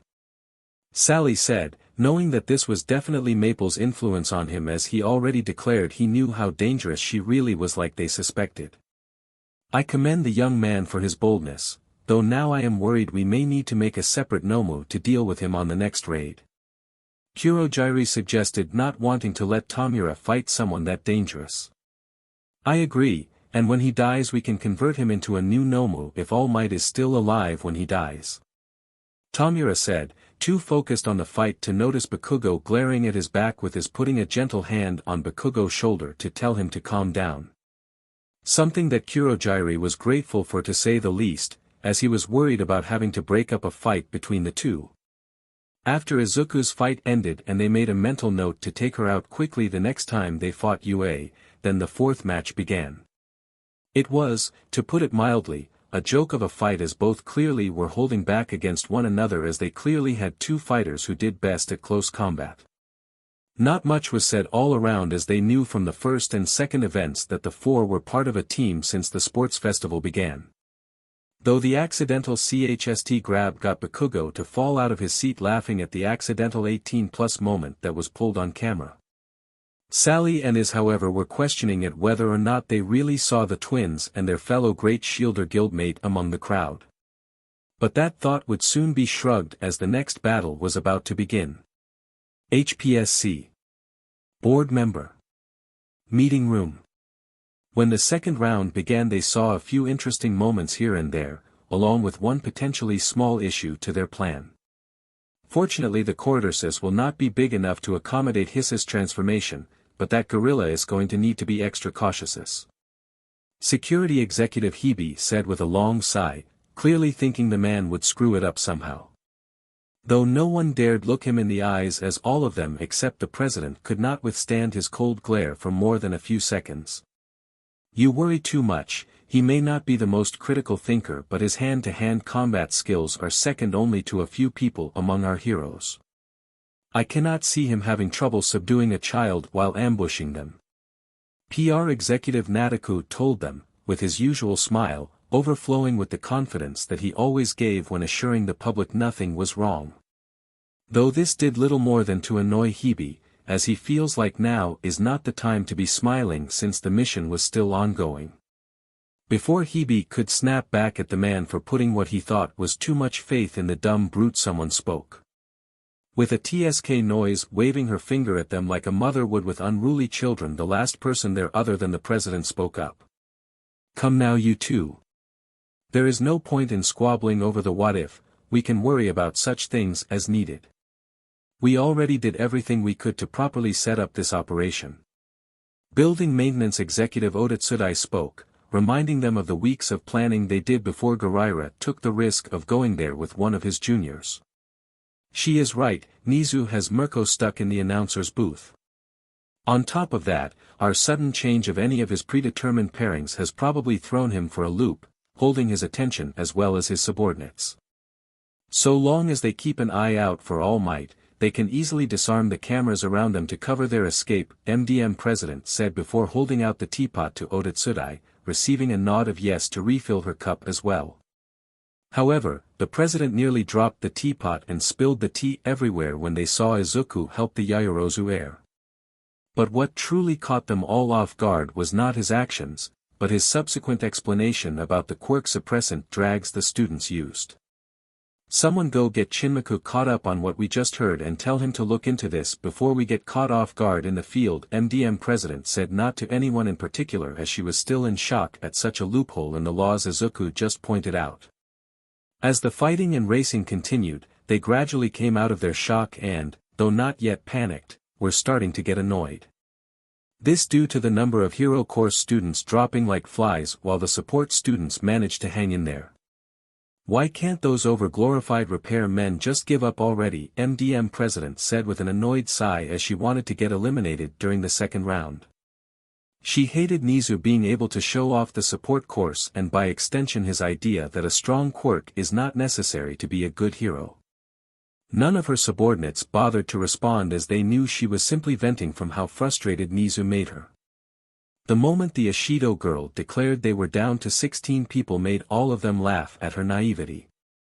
Sesh definitely will not survive of too long in the field if that is how she handles herself, that Hiryu however. Security Executive Hebe said to himself, not realizing he sounded like the so-called gorilla he claimed to hate. Though he thought little to nothing of the Ashido girl who was too careless, he was genuinely impressed. That being said, the others in the room were all on the same page as him. I wonder if we could convince that young man to permanently live in Japan after he graduates?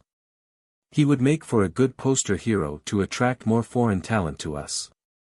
PR Executive Deku said as he unintentionally started making notes for a recruitment speech they could read in the future. The president hummed to herself lightly as she thought about what they just said about the foreign student of UA. I agree the boy has great potential if what we just saw was anything to go by. Let's see if we can bribe whoever he interns with by offering a bump in the hero rankings. Having the pro he chooses to intern under sing our praises and make it look better to join us than stick with UA for the next 3 years will have an impact. Especially when UA reputation takes another blow or two in most likely the near future, MDM president said, not stating whether or not they would do so themselves if need be but still making it clear to the others they would. Once the results were announced, they began discussing who to put where, agreeing to set up Shiozaki against Maple last. This was to buy time for Garaira to set up an ambush for Izuku as much as possible. Though they would have preferred to put the two matches closer together, they found something that made them change their minds. Oh. What is this? Security Executive Hibi said as he put on the monitor display the already pre-made matchup results Nizu made. This shocked them all, as they knew he rigged 2 or 3 fights every year, but this was the first time he rigged all of them. Seeing how fragile the setup was, they all smiled at how easy it would be to send his plans into a tailspin. So they moved Izuku's match from just before Maple to earlier on, despite how it would have been easier for them to tire out Izuku beforehand. But they could guarantee to keep Nizu distracted this way, so it was a sacrifice that was well worth it in all of their opinions. However, they could not let Endeavor's son risk a loss to Midoriya, hence they chose him to easily beat the 2 support course students. That meant that they had to choose the next best option for tiring out Izuku Midoriya as much as possible, which was the 2 students who could evade him the longest. Needing to guarantee he would also easily win his next fight, they pit 2 weaker teams against each other right after him. That way he would either easily take out both close rangers fighters before they could touch him, or he would easily break the toys of the support girl, and the fool who thought she could make it as a hero with such a weak quirk like making mushroom spores. Having already found out about the discourse between the young Ida boy and Himiko Toga, they decided to pit them against each other. If they were lucky, the girl would snap and take it too far, forcing Nizu to expel her from pressure from the Ida family as well as their supporters. Once he was unable to keep a close eye on her all the time, they could easily find a way to sink their claws into her, turning the girl against him. The match right before Maple and the match right before the Ida fight did not matter much to them, as they were standard fights to either stir up trouble or prove their point on how a superior quirk is all you need.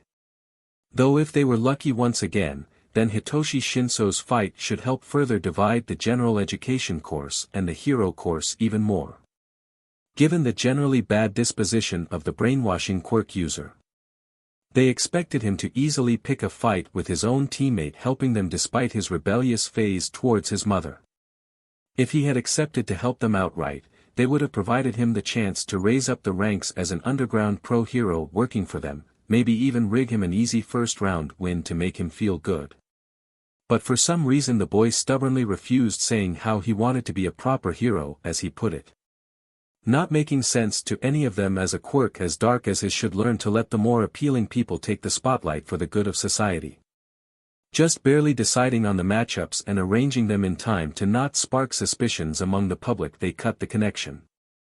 Not realizing that just a few minutes after the reveal, Nizu had found the drive that they used to control the system. Security Executive Hibi assured them that the multiple connections he used to hide their tracks was successful. When the fight started, however, the president wanted to rip her hair out at the sight before her and call to scream at Endeavor. His son, who was supposed to easily overpower the support course students and prove they were in the right, not Nizu. "Don't screw with me, you walking fire hazard," MDM president screamed as he threw her teacup to the wall, standing up suddenly from her seat panting heavily.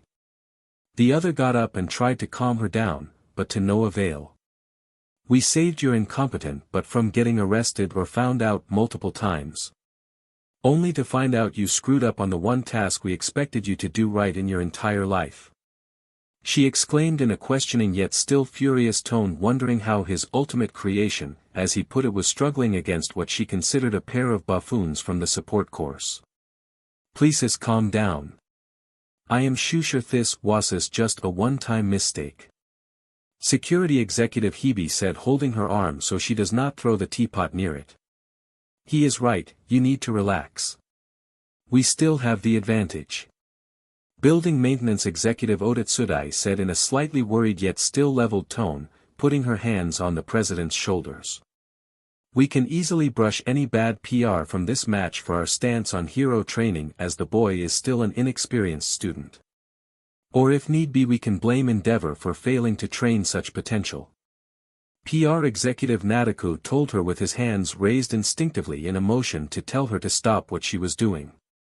By the time the fight ended, the president was almost as calm as she was when the fight started, though was still considering Endeavor. To be more specific, she was considering whether taking away his license was worth the trouble it would cause them afterwards. The next fight would be one of little consequence, or so they thought at first. That brat pulled OFF that amazing attack during the second round, only to get taken out by some mushrooms and a fan, MDM president exclaimed in outrage, once again getting consumed by her anger. Though fortunately this time, it was not bad enough to throw stuff again. The others were equally annoyed that such combat-focused individuals did not realize the danger immediately and prepare for it. Still, they had to admit, her quirk as proven could be useful for missions they would prefer to keep out of the view of the public eye.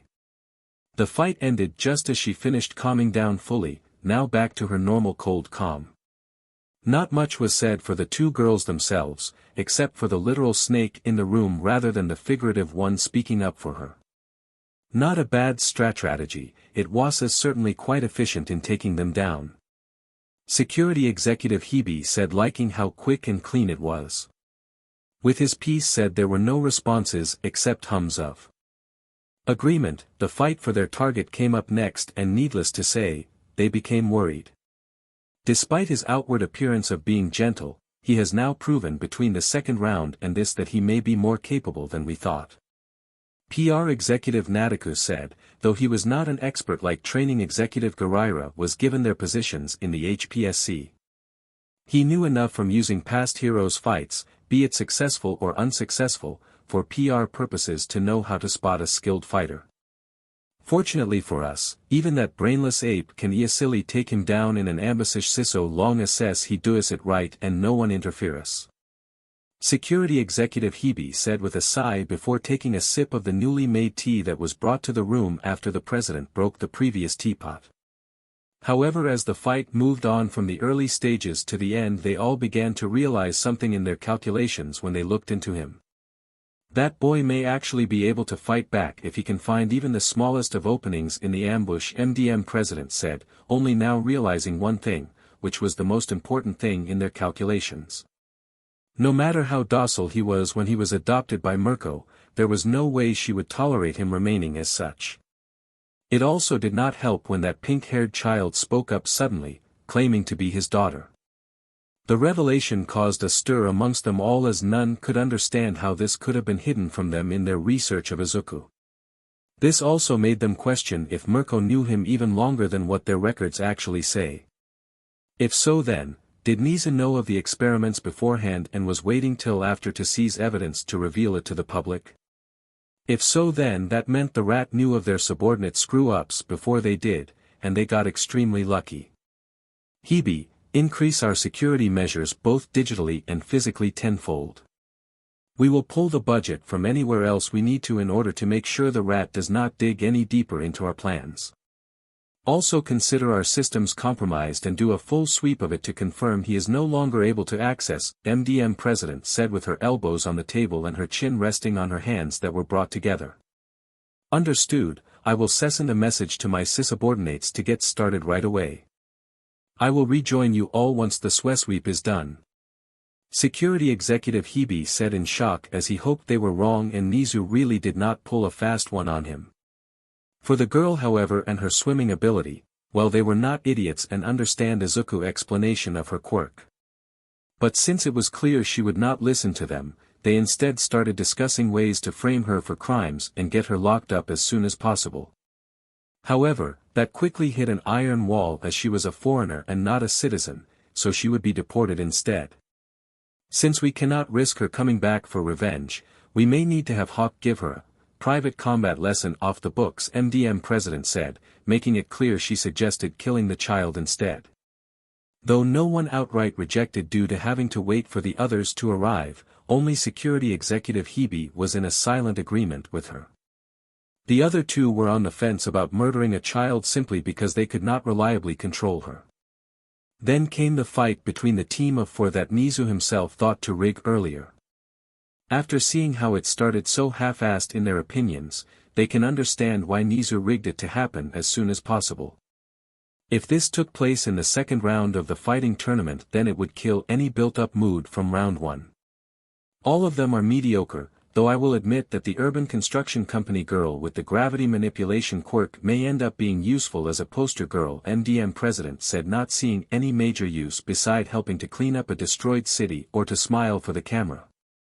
Others however had a different opinion of how dangerous her quirk truly was, and spoke up promptly.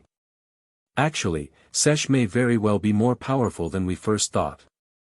Security executive Hebe said, getting a look of confusion from everyone else. With a nudge of the president's chin he continued. If her quirk truly did nullify the force of gravity, then he would have slammed into her due to Hissus momentum. Nor would he suddenly fall down when Sesh deactivated her quirk. At best Sesh could have stopped Hissus' acceleration from increasing and nudged Hissus' trajectory just a bit off from the previous course it was on. He said, pointing out the oddity he noticed with her quirk function during the fight. So what does her quirk actually do then in order to do what we all just saw? PR executive Deku asked in confusion, as he just like everyone else had a minimal knowledge of physics where it was Hebe's specialty back in high school.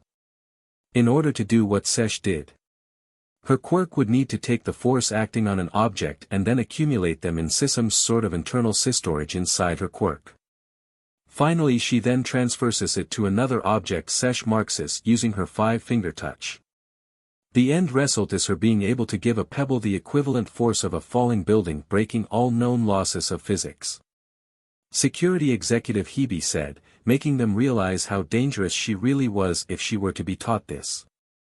Luckily for them, neither Nizu or his staff has noticed this little hiccup in the quirk doctor's initial prognosis. With some polish she could end up being as effective as Hawks in terms of dealing with their problems discreetly. For now she is our highest concern for getting a hero who sides with us to become her internship, MDM president said, getting a round of nods from everyone. SHAE Hasaikai Base. Overhaul Laboratory. Since today was the UA Sports Festival where Overhaul could see the most disease-ridden of the children, he had a TV moved into the lab for today. Though it disgusted him, he wanted to see firsthand the children that he would soon cure with his prototype. Normally he would not take such a risk and attack a UA student with a prototype of his permanent quirk erasing bullets. But after seeing a monstrosity like that maple girl appear, he had to make sure it would work on her before he fully releases it.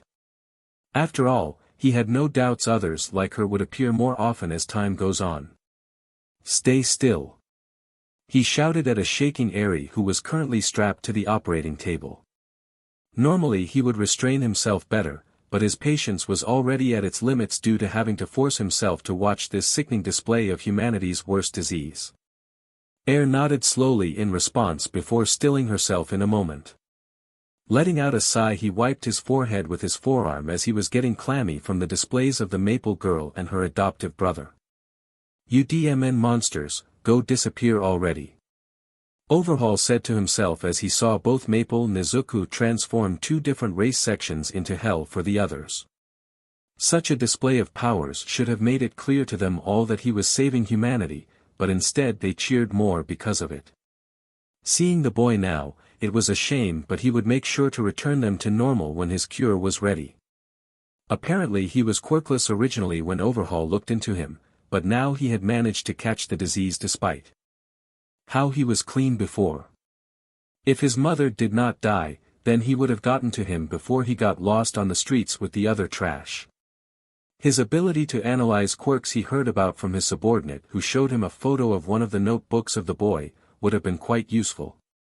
It was something that genuinely impressed him enough to put resources into tracking the child down once he was shown it. But he was just a few days late apparently, as Mirko had snatched the boy up out from under his nose. As the race went on, his stomach churned even more in disgust as he saw what was basically a slightly feral, female, and obviously younger version of All Might rescue the Maple Girl. He had considered taking his research to Hummerize to see if they would help give him resources for it, but decided otherwise. Though he preferred the Quirkless as they were clean of the disease, he did not think it was right to worship them. 'Cause as far as he was concerned, they were what humanity was supposed to be before they all or rather around 80% of them were monsters. Eri, while he was scowling under his mask, was enamored at the things she saw on the TV her father brought in today. When she heard him call someone else a monster, she became curious and despite her bad view saw them well enough. The girl her father said was the reason for him increasing the sample-taking sessions he did made a hole filled with a pretty colored fire. Though he said it was her fault that she was suffering more today, Eri did not blame her as she understood how badly a monster gets mistreated. Then she saw the boy, the photo of which she saw once was apparently on the screen. But all she saw was a big bird till she saw his face and learned it was really him. Maybe if I find them, the three of us monsters can live together somewhere away from everyone. Eri thought longingly, not wanting to hurt anymore but not able to escape him no matter how much she ran. The funny girl with the pink hair that was swimming through everything made her feel warm when she saw the smile they had. Then the racing began and the fighting on the tall pieces of concrete started just as her father gave her a short break so he could process the samples he took from her this time. The fighting was scary, but seeing the other two monsters made her almost want to smile, almost. But the last time she smiled, her father punished her really badly so she learned to not smile even when she felt happy. Though that was really rare so she did not have to put her practice to use that often. The pink-skinned girl who shouted was funny cause she miscounted how many people had not touched the ground yet. Then that weird-looking boy with a bandana started shooting those green scales again and knocked two people off the tall pieces of concrete that were called pillars. The fighting and racing then stopped with the pillars starting to sink into the ground with everyone going into the tunnels. Overhaul upon seeing the chariot race and the pillar fights was happy when those support course students suppressed the Yaoyorozu girl disease. Sadly izukumidoriya stopped them from eliminating her and thoughtlessly punished those smart young men instead. A pity, but I give them credit for trying to at least suppress her disease and use their tools like their ancestors would prefer. Overhaul said, shaking his head at the two support course students' defeat. The Chinese boy with the ability to shoot scales showed a different kind of grit than he would have expected from a hero student. If he had to place it, it was more like the members of the slowly dying Yakuza who struggled against other criminals trying to start new gangs as well as the heroes. So despite being a hero student he had a small amount of respect for the young man. But when the matchups were being done for the final round he could not help but raise an eyebrow at the sight of it going on without stopping. He could not help but feel the HPSC was fighting with Nizu again, something he was grateful for those fools doing. If they were not butting heads with Nizu, then they could have already worked with him and All Might to wipe them out. Even a villain like him knew full well how idiotic it was for them to try and dirty UA. Who at this point was carrying the weight of hero society expectations on its back. Then when the fights began he almost laughed, he finally let out a laugh, a genuine happy laugh, not his fake one he uses for interacting with people. Endeavor's son, the offspring of the man who embodies everything he hates about society. He is as violent as them, the so-called criminals, those that he looks down upon, only to get praised for it. But now that power, the disease he spent his life chasing after is now failing his son at what was probably planned to be his greatest chance to show it off. It was too good to see, even if they won in the end the support students did a good job. Proving Endeavor and others like him wrong about centering their whole life around the disease though unintentionally was a success as far as he could tell. Eri watching the boy with the red and white hair, along with the funny pink-skinned girl. She was sad seeing them struggle. Especially since the pink-skinned girl looked really nice, and her partner looked like he was hurt badly when he protected her. But when the two of them finally pulled through and won in the end she would have clapped for them if she could. That included if she would not get punished for doing so. The next fight was similar between the two teams. One team was a crazy-looking pink-haired girl, and her partner who had hair that looked like a mushroom top. The other team was more calm-looking by comparison, one boy was clearly a foreigner while the other looked like a bug with cool-looking hair. After the fan got turned on, the two boys started yelling at each other and fighting themselves instead of the girls. It was so funny she almost laughed, but managed to hold it in while her father praised the girls. Overhaul was happy to see those two girls take down those two fighters with simple technology and a very subtle quirk. It's a shame she will only continue to get praise at this rate, otherwise I could convince her to drop out and join us. Now that would be a serious blow to the heroes if it occurred. He thought to himself, not seeing yet anyone else so far who would be likely to drop out. When the izukumidoriya fight came up, he was ready to see what the boy could potentially do once he was taught to kill. However, he nearly fell out of his seat when he and the rest of the world was basically told by him how dangerous the swimming girl really was. Never before had he seen someone able to easily kill someone like he could just by touching them. Sadly, he would be more likely to need to kill her. Perhaps he should do so in the internships after the sports festival. He would decide a few days after it ends, as he will have plenty of time to arrange a hitman outside of his group if need be. Eri, who saw one of the other monsters fight, was mesmerized by seeing how freely both him and the pink-haired girl flew through the air. The sight of them able to go wherever made her wish she could be with them even more now. When they said he won, she wanted to clap for him like the people in all those seats did, but decided to just cheer for him inside her head. The fight between the two girls and the boys was something she found easier to understand than the other fights. This was because all they did was throw rocks at each other before the girls started to throw the boys themselves. She felt bad for the blonde boy though, as he had to fight the two girls by himself after the metal boy got stuck in the ground.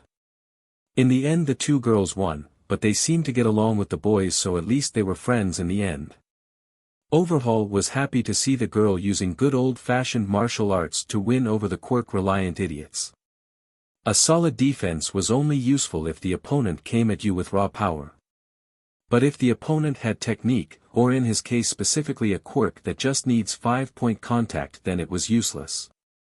This was proven by the girl activating her quirk in the end to beat him with ease. Noticing the time, he called for someone to come pick up Eri as he was going to collect one last set of samples from her. UA Sports Festival. West Tunnel. Fumikage Tokoyami and Mizo Shoji both were nonchalant and unconcerned about the stress from the competition so far. Not because they were so confident that they foolishly thought they would easily win against everyone, but because they were used to the pressure they experienced every day for being mutant quirk users, although to very different degrees. Their opponents, however, did have them concerned. This was not due to their fighting skills, but due to the fact they knew next to nothing about. If the two young men were facing any of the other hero students, they could easily use their student ID and password to watch the recordings of the training exercises. But the support students not only had quirks they did not know about but could have almost anything up their sleeves in terms of weapons. As such, they could not predict what they could have, minus any quirk suppressants, as the principal had collected all of them. But the first two battles did give them a decent idea of what they might see coming, and if so then the two would have some trouble. Tokoyami's sentient quirk Dark Shadow was extremely weakened when exposed to intense light. Meanwhile, Shoji's quirk revolved around growing extra limbs and even sensory organs. So, he would also be more vulnerable if they forced him into a situation to make extra ears or noses to try and track them through a smokescreen. UA Sports Festival. East Tunnel. After seeing that first fight as well as Hatsum and that mushroom girl battle against the Todoroki heir, both support course students were now determined to try and win, rather than just stall the fight to show off their support gear as much as possible. As such, Miyoshi Ryushi and Ko Shuyuri were doing a final check before their fight. "Is your rifle good to go?"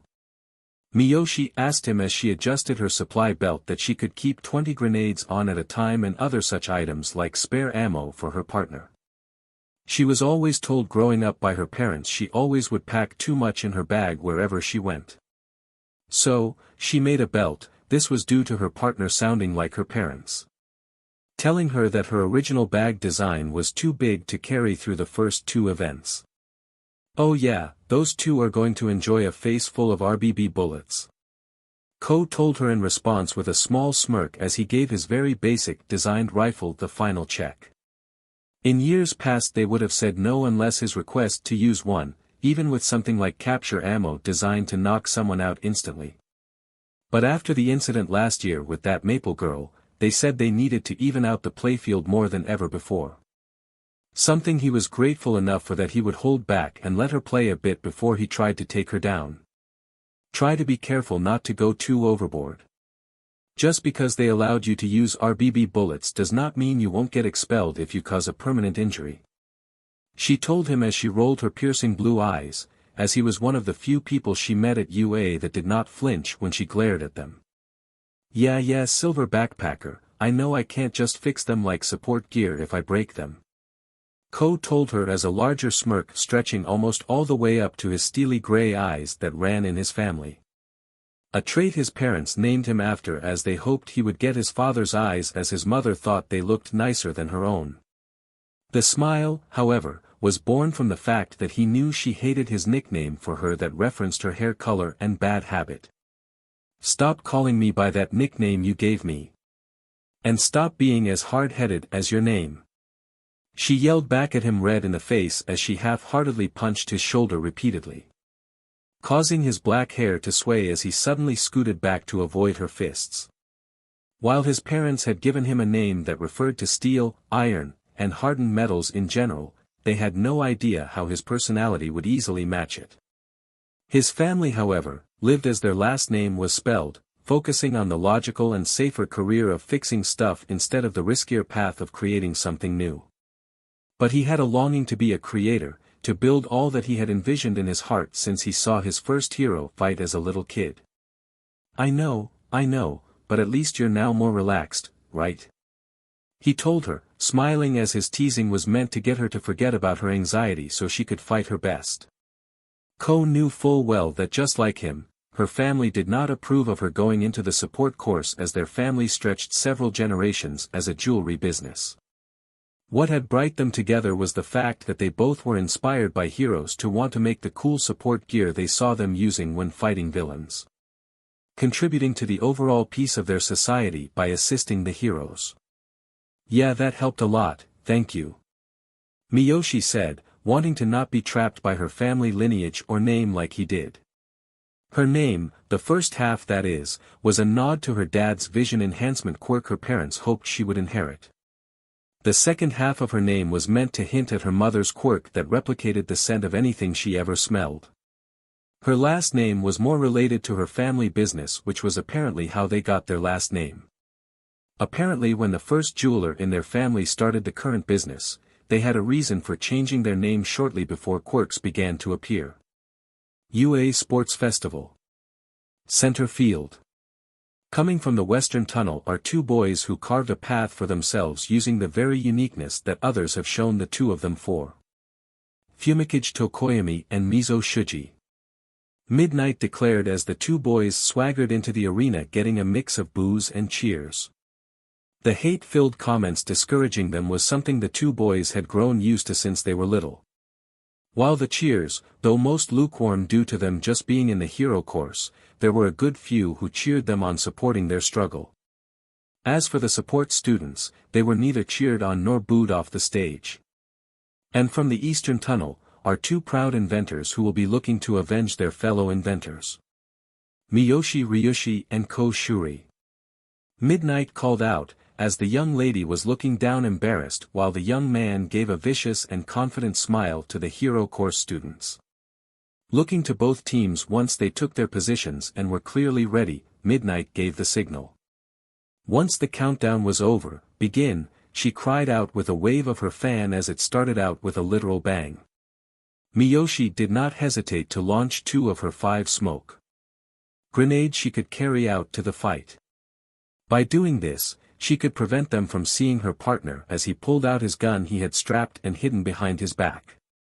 The reason they were confident they would not get attacked, was despite the fact that they knew blocking out the sunlight would strengthen dark shadow. It was exactly what they wanted to occur.